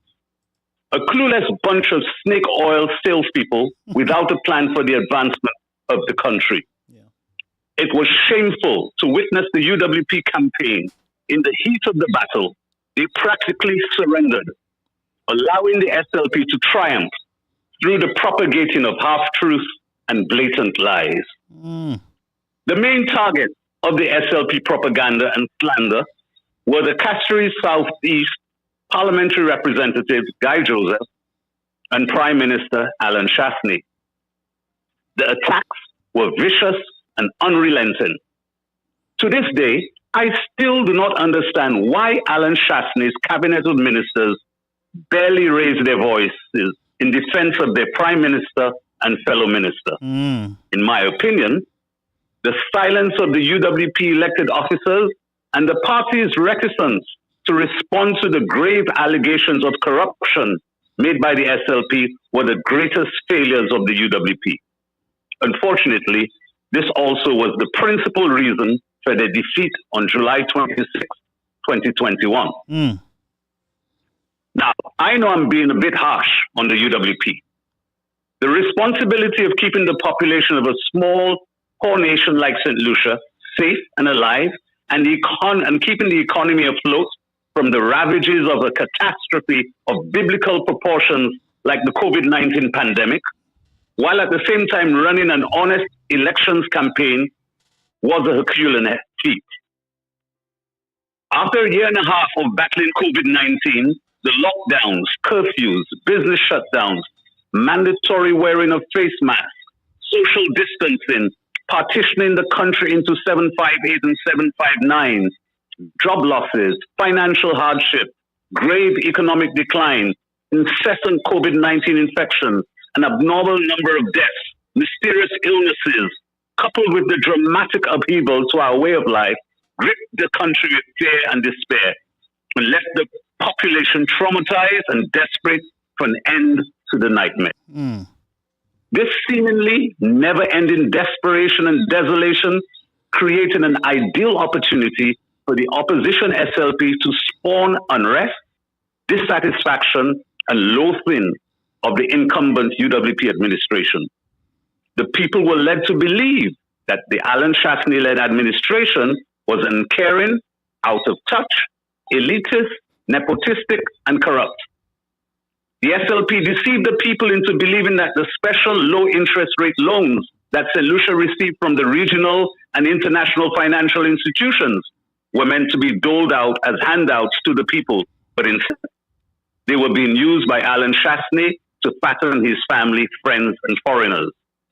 The chant, "Alan must go," rapidly grew in ferocity to a crescendo and spread throughout the length and breadth of the country, climaxing with a devastating knockout head kick at the polls to Alan Chasney and his UWP administration. Wow. Today, July 25th, 2021, the euphoria of the SLP victory has long vanished. It has been replaced with disappointment, disillusionment, frustration, embarrassment, and disdain for the glaring incompetence and deceit of this SLP government. The SLP supporters are also angry because the SLP government has not kept its predominant campaign promise of putting them first. On the contrary, they have realized now that Philip J. Pierre has made them, by extension, and the people of St. Lucia much worse off than they have ever been. St. Lucia is on bended knees. This government is unable to boast of one meaningful project. Their primary focus has been to protect the victory. Nothing ain't running is the recurrent cry all over the country. Unchecked inflation has gobbled up what little savings the average man had put aside for a rainy day. Yeah. An uncaring and clueless government has steadily squeezed what little money the average man had left after the rape and scrape of inflation by callously keeping the prices of cooking gas, petrol, and diesel, and also electricity at historic and unconscionable highs. Yeah. To make matters worse, Prime Minister Pierre, in what may be considered a final death blow to the working class, to the small businesses, and to the economy, has implemented a 2.5% security and health levy. Essentially, it raises VAT back to its inaugural level of 15%, thus eliminating the Alan Shaftney-led UWP reduction of VAT by 2.5 points. But it's much worse than that. Philip J. Pierre stopped almost all of the major UWP infrastructural projects, such as the housing projects in the north, the Rodney Bay Road project, the St. Jude's Hospital project, the Onair International Airport project, the home cruise port at Viewport, plus numerous other community road projects, to name a few. These infrastructural projects had proven successful in rejuvenating and keeping the economy alive, providing thousands of livelihood-saving jobs during and after COVID-19. And talking about COVID-19, we lost almost 400 of our men and women in less than 1 year when the SLP came into government as a result of their inept handling of public health. During the 2-year tenure of this administration, our country has had to go through the pain of the loss of approximately 160 lives, mostly young men, through homicide. The government has not made any significant policy announcements, far less taken any meaningful action to demonstrate its intent or ability to curb the carnage and bloodshed. In the meantime, the UK and the EU are threatening to revoke our visa-free access across their borders as a result of our dodgy handling of our Citizens by Investment program. On a local level, this government has failed miserably in efficiently selling passports to its own people. The long lines of St. Lucians waiting in the wee hours of the morning, standing in the rain and scalding sun is a shame for us as a modern society, and a testament to the ineptitude and gross failure of the Philip J. Pierre administration. Healthcare is in crisis in St. Lucia.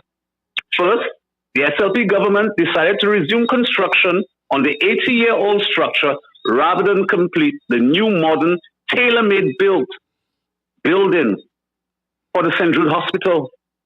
This government promised the people to complete St. Jude Hospital in 1 year. It is now 2 years, and all they have managed to do is build a perimeter fence, weed the grounds, power wash the interior and exterior walls, and fumigate the buildings at a grand cost of $5 million to us, the taxpayers of this country. In 2 years, they have been unable to secure planning permission from the Development Control Authority, DCA. The SLP has the ignominy of having among its elected members 2 past prime ministers, namely Messrs. King and Mrs. Anthony, and the current Prime Minister Pierre, who between them have caused the people of the South to endure 9 years without a hospital. Shame on them. History will not be kind to the uncaring and callous treatment of the people of the South. I will not even dwell on the farce which they call universal health care. Suffice to ask a few questions. And question number one, just bear with me here. Yes, Does sir. providing limited healthcare services for only those who are 80 years old and above constitute universal healthcare? How can the government provide free ultrasound scans to expecting mothers when 90% plus of the health and wellness centers in this country have no ultrasound machines? And what about the rest of the population? Do they not deserve healthcare? Do you not deserve healthcare? This is simply another SLP act of dishonesty and deceit.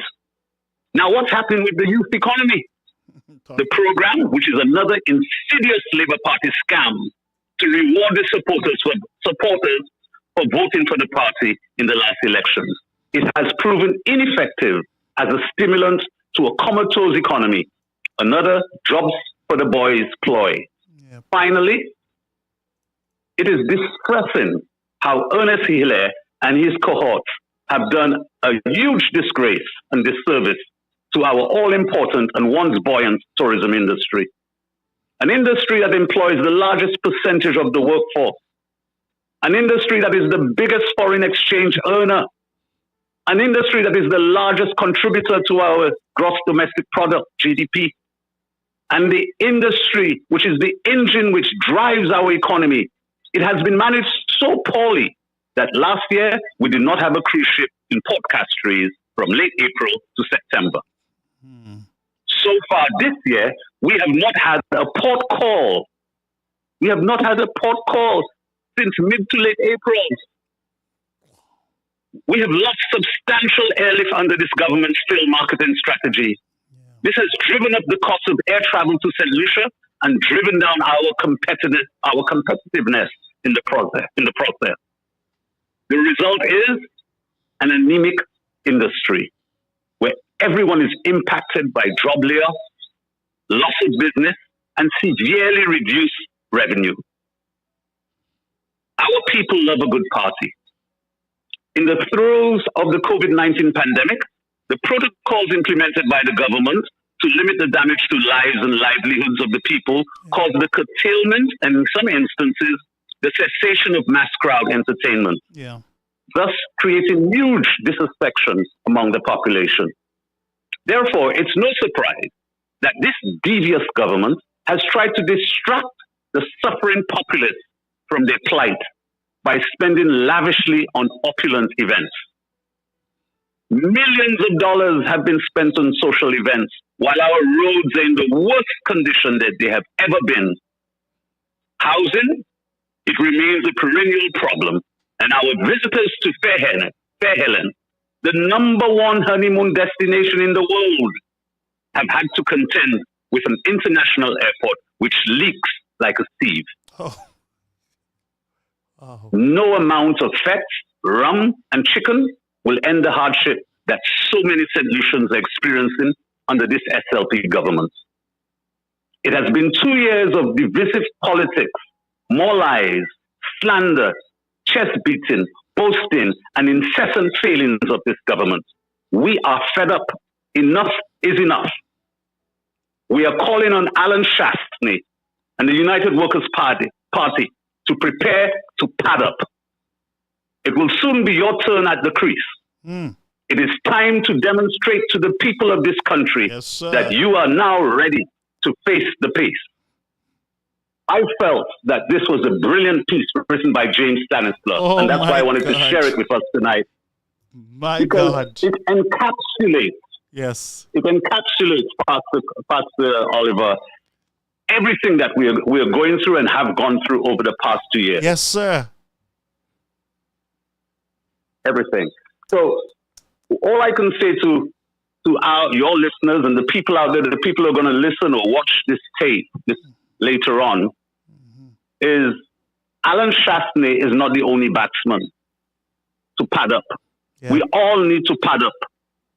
Put on your pads, your cocoa pads. I know there are women who do have cocoa, but whatever pads. I think right now they took off the wrap on the pads, right? Yeah, man. Put on your shoulder pads, all kind of pads, your chest pads, all your pads, your gloves, your mittens, and because we have to now face the pace. It is us that has to rescue St. Lucia. Praise. And to rescue St. Lucia, we can no longer make the mistakes that the UWP made before. There is a saying in Patois, when somebody speaks, I remember my grandmother used to say that I was rude because I used to answer. Every time she spoke, I would answer immediately. And she would say to my mom, "Ika wait on my shui pu shui." So I'm saying to you, the people who oppose this government, even if you voted for them, but you have now seen that there is no benefit to the country or even yourself under the tenure and reign of Philip J. Pierre and this Labour Party. That when they lie, nunipu weponyo, shui pu shui. Do not let the lies fester. Do not let the lies become the truth. Because that is what the United Workers' Party did before. This is a changed world. This is not the political environment of John Compton and Alan Louisy. This is a new world. This is a new world of instant communication, of instant gratification. And we need to understand the importance, the critical importance of debunking and pushing back against the lies and propaganda of the Labour Party. So I'm calling on everyone here. Take it as your responsibility. If you have noticed the lies and you know the truth, maybe you have the tape, maybe you have a news piece, but you probably because of your situation are not comfortable coming out and pointing out that they're lying. Send it to people like us who are not scared. And I'm saying to St. Lucians tonight, St. Lucia has nothing to celebrate. No, I don't. We are in a wake. And this is the time for us to remember that as members of the United Workers' Party, we all need to come together. United we stand, divided we fall. The work continues. The work to rebuild this party is not the exclusive right of a few individuals who sit on the executives. It is the responsibility of us all. We will not always agree, but one thing we will agree on, the Labour Party is messing up this country and we must all come together to kick it out. Good night, Pastor Oliver. Thank you for allowing this opportunity. Oh my God. Jimmy, thank you so much. Folks, I could have just hand over this show to Brother Jimmy. I am saying as you know, Francis, I saw my friend Martin saying that this show is all about truth and about the facts and nicely put together. And that is the truth. That is the truth, friends. We are not doing as well as we should. We are in some we're headed into some serious problems. There's inflation, the cost of living, it's going to keep rising and rising and rising. And there is absolutely no safety net. I have not seen this government make a deliberate attempt to impact the poorer families in our society directly. It is either plywood, taxes off of plywood. If you take taxes off of plywood, Mr. Government, it means that you are catering for persons with money, for people with money. But can you understand this? That the majority of St. Lucians are catching their tail. They cannot go to the supermarkets and get a well-balanced meal as they should daily. They are catching their tail. They cannot buy food. How are they going to buy plywood? Well, you say, when we take off the taxes on plywood, businesses would benefit and they would pass it down to the poor man. No, not all the time. When the rich man gets money in his hands, he tightens his fists. And it is hell for that money to go out. And not only you give them a brick with plywood, you as a government, you wiped out millions of dollars in tax owing, in penalties and fines. Who benefits from it? You think that these businesses in St. Lucia will run and reduce the price of food on the shelves? You think that's what they're going to do? You think they're going to build more businesses in St. Lucia because of that tax break? These guys are going to embrace that money and keep it. It's going to go in their pockets. And the poor families will continue to suffer. And not only that, you drop a 2.5% in these people's skin after you have reduced plywood for those construction people, those big boys, really, and you have given businesses the tax break. Guess what you did? You put 2.5%. You put 2.5% on the people of St. Lucia. You know who these things affect the most? They have nots. Most of the times. And Mr. Shastner came in and he saw the VAT was too high. He reduced it. He tried to remove that pressure from the people of St. Lucia. You cursed him off and you said to him, no, you got to keep squeezing them, man. Keep squeezing them. We need the money. Keep squeezing them. Mr. Shasta says, no, we can't squeeze them anymore. We got to find other means of income for government. You said, no, man, squeeze them. Why you take off the 2.5%? And you found a way, SLP. You found a way to put that 2.5% back into the skin of our poor people. You found a way to do it. And you know it was not going to be popular. So you know what you did? You said, well, we're going to take off the 12% on plywood so everybody can get plywood. And then you complain, the people talking about people don't eat plywood. People don't eat plywood. No, it is the truth. These poor people would not be able to eat plywood. Well, we'll get more construction work and people will get work. Same set of construction workers going to work. Because some of you big contractor people, you have your guys already. So the poor man in Dennery will continue to catch a stale. Because, yeah, we're hoping that you will hire. But you give these guys a tax break without any strings attached. You never said to them, look, you got to hire more. You got to reduce the prices at the supermarket for the people of St. Lucia. No, you didn't say that. You said, no, man. Why? Because many of you in cabinet have businesses in St. Lucia. I am sure many of you in cabinet, you are owing government too. I am sure that you were breaking wine, all kind of thing after you passed that in the House and in the Senate. You were celebrating. Why? Because you get a break. Can we celebrate for the poor families in St. Lucia? After 2 years, can we go to Micoud North and celebrate the fact that we have given free plywood with all the millions of dollars in housing monies that we got?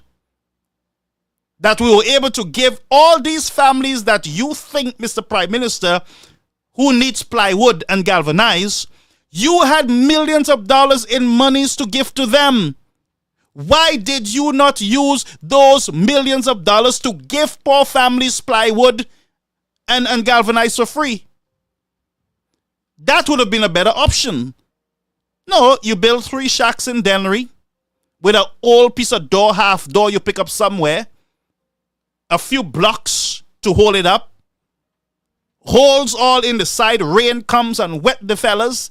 You build a bed with pieces of wood for them to sleep on. No water, no toilet, no light. In a mosquito zone. And you build a few houses in some areas, and then you say to us, you see, putting you first. And then you go to Micoud on Sunday to celebrate. And I'm a little confused. What are you celebrating? Is it the victory or your achievement as a government on behalf of the poor families in St. Lucia? My question is, what are you celebrating in Micoud? What is it? Can these poor families also celebrate? And that's why I say to families today, if you want to know whether you should celebrate or not, push your hands in your pocket. If you want to know whether you can celebrate, go to the supermarket tomorrow. If you want to know if you can celebrate on Sunday, call you on the air, Caribbean American News Media. Pastor Garfield, how are you? Not bad at all, you don't call them here. Thank you for calling. What grade are you going to give them, fellas? Well, definitely an F. Okay. Because the Labour Party has a track record for disappointing their supporters and disappointing the country. Yeah. The reason why I'm saying that is, if you look at the win margin, every time the Labour Party form government, they always tend to have some significant seats in the House. Yeah. You know, unlike the UWP. Yeah. But anyways, what I call to talk about there, man, the show you having tonight is exceptional. Thank you. It's very informative. Thank you. And I want to ask a few questions, if you don't mind putting up the hospital in Beaufort on your screen for the people, because I believe there is something that needs to be said so the people, maybe that will open the eyes of the people in terms of making them understand what you have and what you think you have. You understand what I'm saying? Yeah, that is the old hospital or the new one? I want it to make that comparison to both. So if you can put up that on your screen, that would be very, very good for the people. Because the reason why I'm saying that, my brother, I keep hearing these ministers, the Labour Party ministers, they keep saying that the hospital, they have spent X amount of money, somewhere around $100 and something thousand have been spent in that hospital. Yeah. Right? Or in those buildings, I should say. Yeah. Right? And the honest truth is, if you do not have DCA approval on any structure, does it have any value? I will not. I don't think so. And I think but my brother, if you were, I don't want to laugh, but this is serious matter. Yeah, yeah. This is a serious matter. Yeah.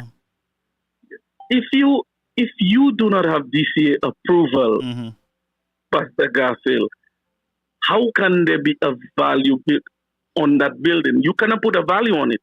But the government without an approval, it can be knocked down, because DCA can come and say, we need those buildings down. Yeah. Yep. That's right. They were not built to code. They were not built to any standard of our liking, of our country. And we have to highlight those issues. And the reason why I'm saying that is, you see, the Labour Party tend to talk about the Mali ways, man.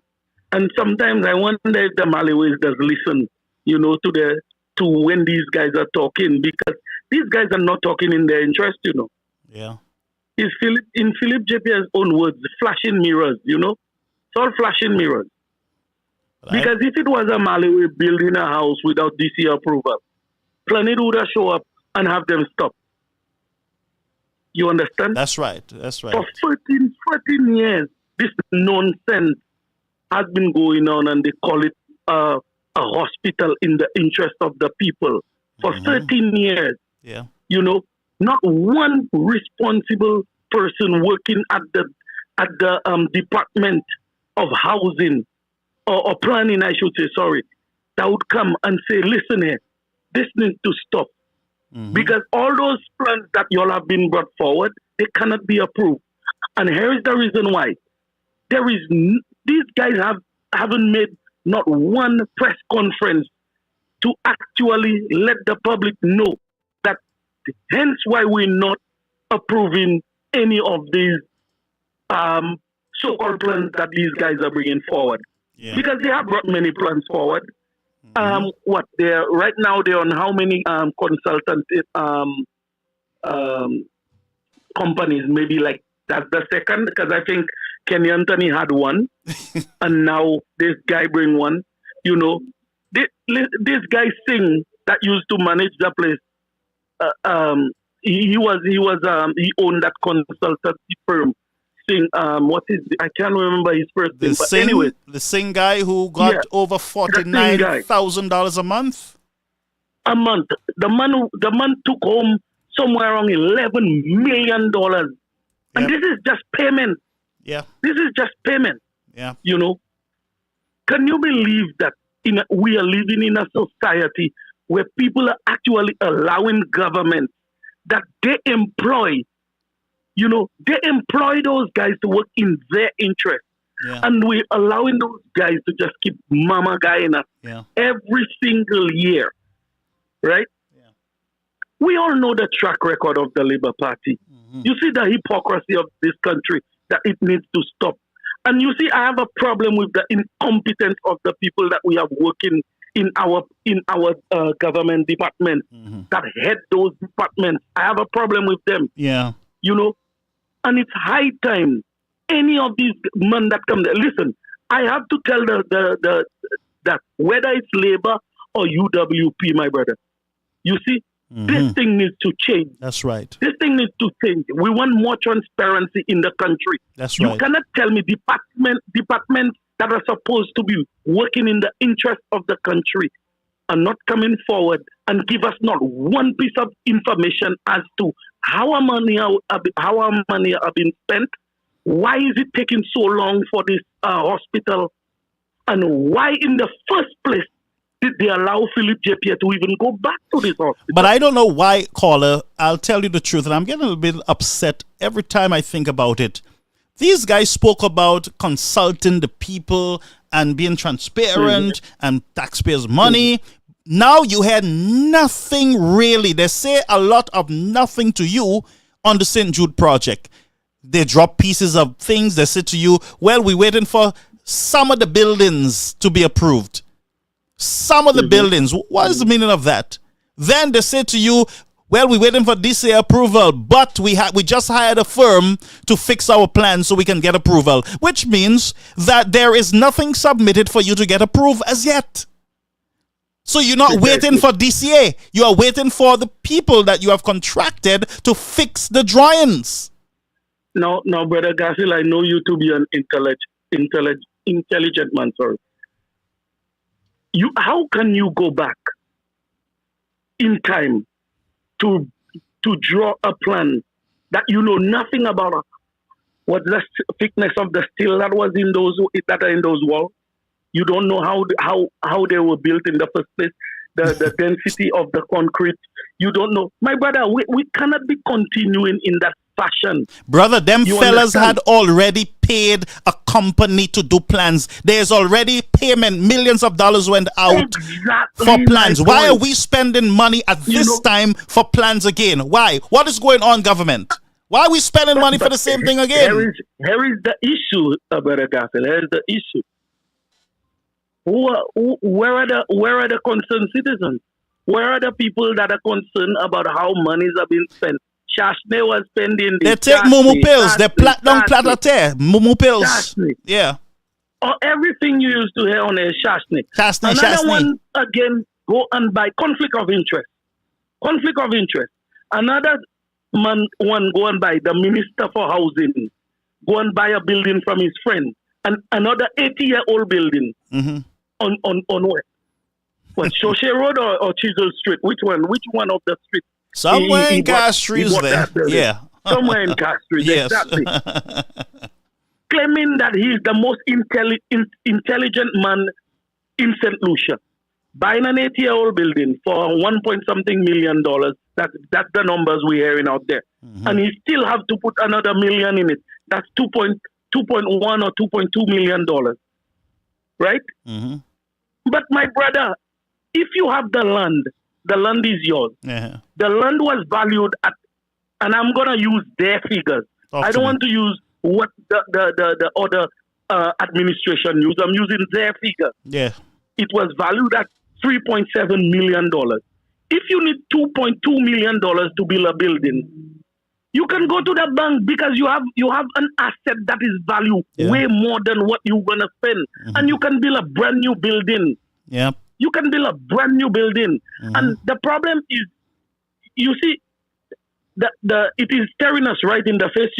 It is telling us how incompetent those people that are working at the housing department is, because they don't want to work to create finances to actually sustain themselves, and that's what they had a problem with Mr. Shastri. But also, Mr. caller, Shastri wanted all those departments to be sustainable. But caller, also, do you not see that we have a problem with visionary people in St. Lucia? We've always had that problem, my friends. As soon as the SLP is out of office, we have all these issues. Now, listen. Why in the world can't our governments in St. Lucia have one or two central buildings as government buildings, instead of having a building over there, one over there, another one down there, another one down the road? And so you have the St. Lucian people running like chickens all over the place looking for agencies. Why can't we just take all this money and invest in one or two major properties just like the Daya Mall? Huh? You want to hear my response? Talk to me, caller. My brother, we like chaos. We don't like to walk in a straight line. Well, you know we what? always want to be going elsewhere. We want to do this, we want to do that. I yield to you, sir. The fact remains, Brother Garfield, that having a society that is dysfunctional can never go anywhere. We cannot go anywhere. No. We cannot. And it's hitting us right in the butt. Yeah. We cannot go anywhere with that sort of mentality. We know what's right, Yeah. But we tend to have a tendency to say, you know what, maybe Sakai change, man. It will change along the way.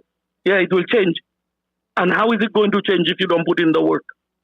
Yep, you got to put in the work, man. We can't have a bunch of lazy politicians like King just sucking up space and eating government food. Listen, I wanna touch on something, and before I go further, man, I must say, Jimmy had a great contribution based on. I know he said most of it wasn't him. Yeah. It was a gentleman that wrote the but that was a good piece. That was beautiful. I must say, good piece. Yes. I want to say something too, and we have to be people that are more, vigilant as to, what we see around us, what we see happening in this country, and how we want the country to look in 50 years. You see that five-year plan we keep having?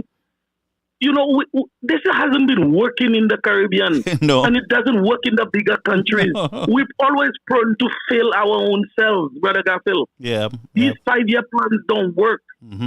You understand? Yeah. This is why I'm telling you that if the UWP have to come into office, they have to be ready to take on the citizenry.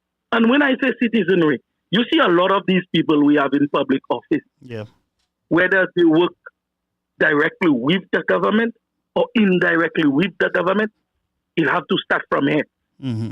If you see you not working as to merit, there must be a committee that is in charge of every civil servant based on performance, not party supporting. That's it. Performance. That's right. I cannot have a man managing a department and all he does is maybe come work at 10 o'clock when the office is supposed to open at 8. You understand? and you're laughing. It's true. I gotta laugh because you see it every day in government, They do it, and the office needs tip because they have to send a piece of mail to somebody. They don't have a piece of tape to put on it to send that mail. They have to call another department looking. That nonsense needs to stop, my brother. Yeah. We need to have more people that are competent enough, that are serious about taking our country somewhere for the future of our children and our grandchildren. That's right. You understand? That's right. We cannot continue like that. We need people that are serious to move that country. Because we keep saying St. Lucia is beautiful. It is beautiful. Well, let me tell you something, St. Lucia. St. Lucian people. St. Lucia is an island. It is a place. It is a piece of land where, you know, all of us would may go and leave it there. But if we as citizens don't take care of St. Lucia, there will never be a St. Lucia. That's right. And there may not be a St. Lucia in 50 years to come. Thank you very much, Gabriel. Man, appreciate it so much. Thank you so much, caller. And bro, man, our callers were, I mean, from our first caller to our last caller, you know, they were just firing. And so, my folks, we have come, it is 10 o'clock now. I don't want to keep you any later, but we got to keep the fire going this week. On Sunday, we have the Labour Party having this grand celebration over winning an election that they won 2 years ago. They're still celebrating today, while the people of St. Lucia cannot celebrate. The people of St. Lucia cannot celebrate.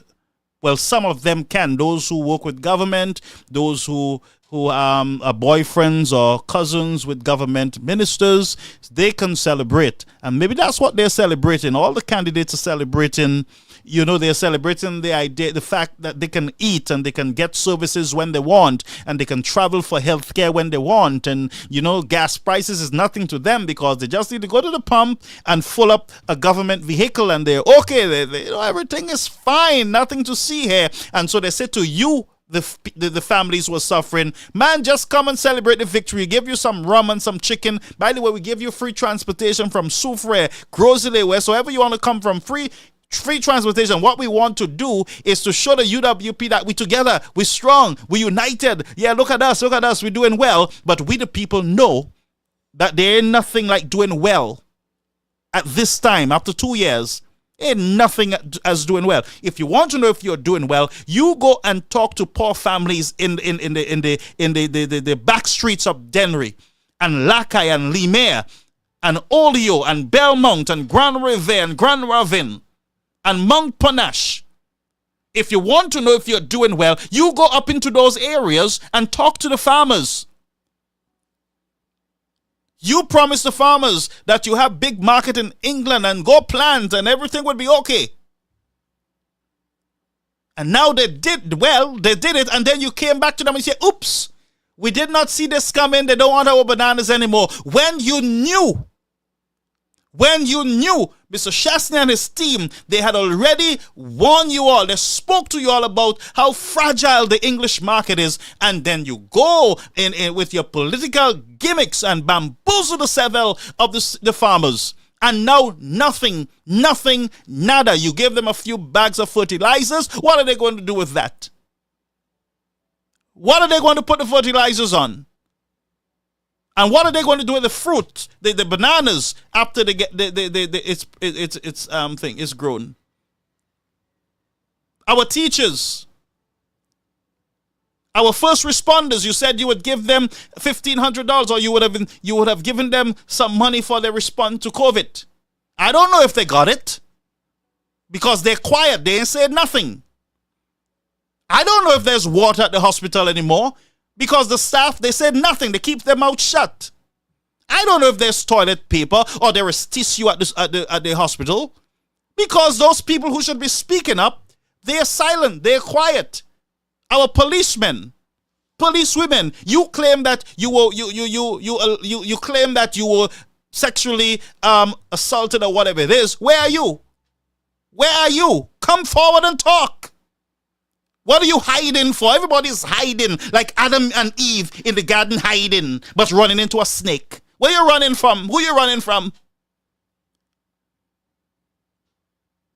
When it was Shastna, you jumped. The white man have his foot on your neck. Nobody's foot. The black man don't have his foot on your neck. And by the way, some of the most brutal police in the world sometimes are our own people. What is going on in the country is like somebody just spray, like the banana planes that used to spray, like somebody just spray some stupid gas over St. Lucia. So everybody just gone stupid and mad and silent and muted. The National Trust got their money. They in bed with Cabot. All of a sudden, happy with Cabot. National Trust. Policemen got 2 motorbikes. The next 3 years, you know it's not going to work. It's going to be in auction with weed growing all over it at some point. Because when you call some of them, you can't get them to respond to any emergency because they're at some party or somewhere. Or station closed at midnight. Can't get nobody to respond to anything. And the government steps out after murders upon murders in the country. You got to force them. You got to drag them to the camera to speak to you, the St. Lucian people. And you know what happened to you? What you sow is what you reap, because every time there's a major incident, you would see Mr. Shastney on that camera talking to you, the St. Lucian people, addressing you. During COVID, he was on that thing. He was not even sleeping at his house, I suspect. He was informing you. He was giving you information, feeding you information, but you prefer to embrace a lie. And that's why even the Bible says that because you refuse to believe the truth, that God is going to send strong delusion so that you will believe a lie. And maybe that's what's happening to you. You are believing a lie, strong delusion, a mirage. You see what is not there. You hear what you're not hearing. Nothing is there, but you're hearing stuff.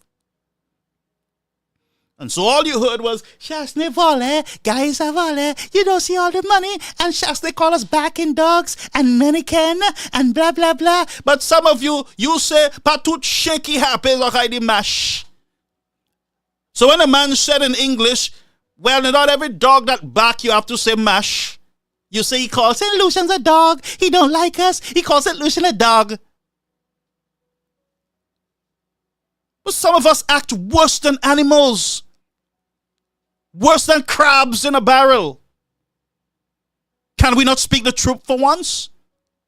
But no, he's the worst because he don't like us. And Miss Jean in St. Lucia stirring up racism.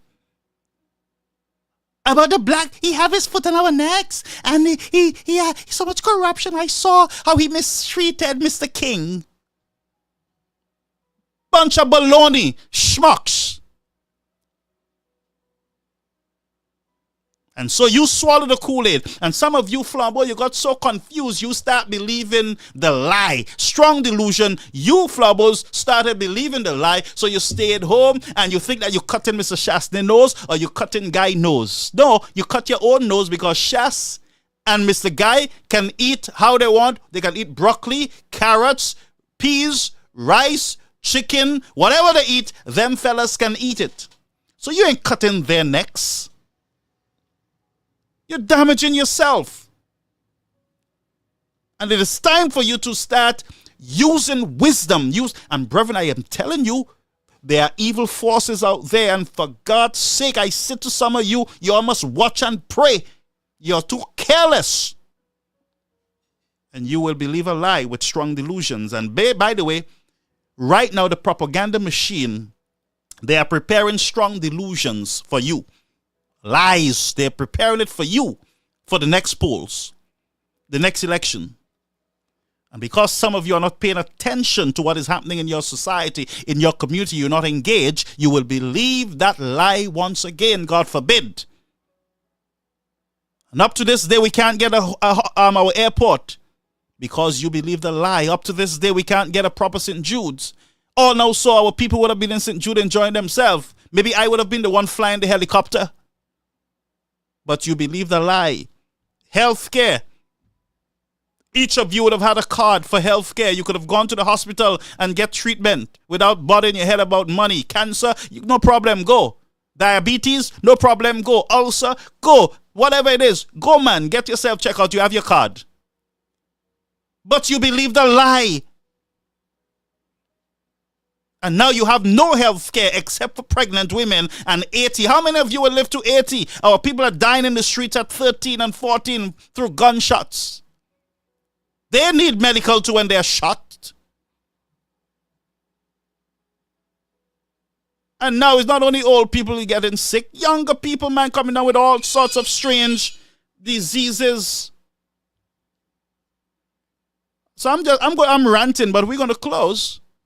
But I want to talk to you, friends. Forget about the mirage. On Sunday, by the way, they start tonight in all the communities trying to bamboozle people and tell them how good they are.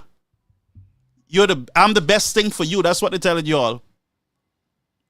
We good. We did everything for you guys. We give you all good carnival and bam bam wall. We give you all a nice bam bam wall. How many of you can eat bam bam wall? How many of you can pay a bus from Denver to go to the bam bam wall? They spent $7,000, I heard, to paint it. $7,000 could have provide food for many needy families. Millions of dollars in jazz and carnival. And they say, we put you first. Yeah, man, you see how nice we are after 2 years. Look at how much things. We have done more than Alan Chastney. Look at all these nice things we have done for you all. We good for you all.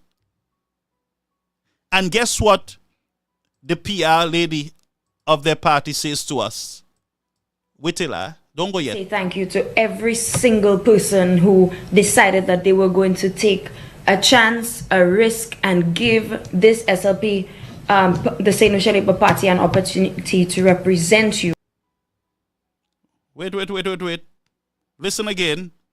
Whittila, some of you just miss things too fast. Say thank you to every single person who decided that they were going to take a chance, a risk, and give. Even Lisa, the PR of the St. Lucia Labour Party, tell you all that you all are taking a big risk with us, You all are taking a big risk. You all leaving Chastney and you all coming for us. Look at what our Prime Minister doing in the House. Is that a big risk you all taking? Philip J. Pierre attack elderly people and tell, a big story. A big story. I must apologize to elderly people. It's a big story. Philip J. Pierre attack elderly people and tell, a big story. A big story. I must apologize. Listen, that's what Lisa said to you, Lisa said to you guys, and listen to her. She know what she's saying. Say thank you to every single person who decided that they were going to take a chance, a risk, and give. You guys took a risk, and some of you flabbo took the same risk too. And Lisa, this girl is honest. She spoke the truth. I support her. I endorse anybody who speaks the truth. The lady said to you all took the risk. And Mr. Philip J. says to you all, she's right. A big story. Philip J. Pierre attack elderly people and tell, a big story. A big story. I must apologize to elderly people. A big story. Philip J. Pierre attack elderly people and tell, a big story. A big story. I must apologize. The Prime Minister, who's supposed to be a good accountant guy, have big issues over and over counting. So she said to us that we took the risk. Believe her. She said it. I believe it. I don't know about you flabbos, but I believe this girl. She say you took a risk. You took a risk. Next time you go to the polls, don't take the risk. Don't take the risk. One thing with UWP, they don't ask you to take risks, They ask you to believe in their vision. They share their vision with you. And they say to you, give us an opportunity so that we can work our vision in the different communities, villages. Every whole of St. Lucia will experience the vision, our vision, from Denry to Grosile to Car Streets to Viewfort to Soufre. Everybody will experience our vision, but give us the opportunity. But Lisa say, we thank you all so much. After 2 years, they wait 2 years to come and tell you guys that you all took a risk and now you're paying for it. Why is me? Moi-même have next. I finish. Let me listen to Philip J. Pierre. Moi finish. Program la finish. A big story. Philip J. Pierre attack elderly people and tell, a big story. A big story. I must apologize to elderly people. A big story. Philip J. Pierre attack elderly people and tell, a big story. A big story. I must apologize to elderly people. A big story. Philip J. Pierre attack elderly people. Reverend, good night. And may God bless you as you enjoy the big story. A lot of propaganda this week. Listen to the propaganda. But I promise you, St. Lucians, we will beat those stories down like a snake. We will beat them down. We will expose those lies. We are going to record it. We're going to listen to it. We're going to go over it 100 times. We're going to come back on this program. They're going to say something stupid. They're going to say something that is not true. Brethren, listen to me. Believe me. Listen to me. You see this man here? Let me show you. You see this man here? Philip J. Pierre attack elderly people and tell, a big story. You see him? You see him? On Sunday, he's going to say something nice. So we will be here, waiting in the slips, and we will fix it up. You don't worry. Don't worry. It's going to be a big story. A big story. A big story. That's what it's going to be. After Sunday. A big story. A big story. I mean, a big story. So, Sir, look, I heard on Sunday. Look, I expose you. Very cool. And by the way, somebody said it. Untold stories coming in the behind soon. Well, St. Lucians, watch your bread. All right? Eat what you watch and watch what you eat.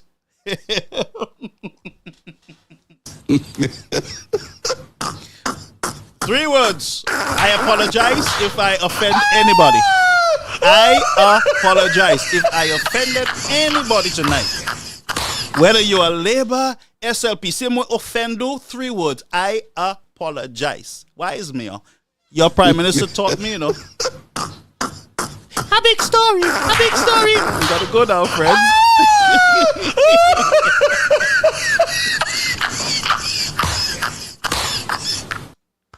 Good night, friends.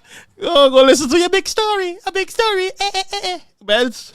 Good night, folks. Have a beautiful night. May the Lord bless you and keep you, and may He cause His face to shine upon you, give you peace in your homes, peace wheresoever you go. Friends, have a beautiful night. It was good to be here with you. We love you, and we look forward to another interesting program, God's willing, on Monday.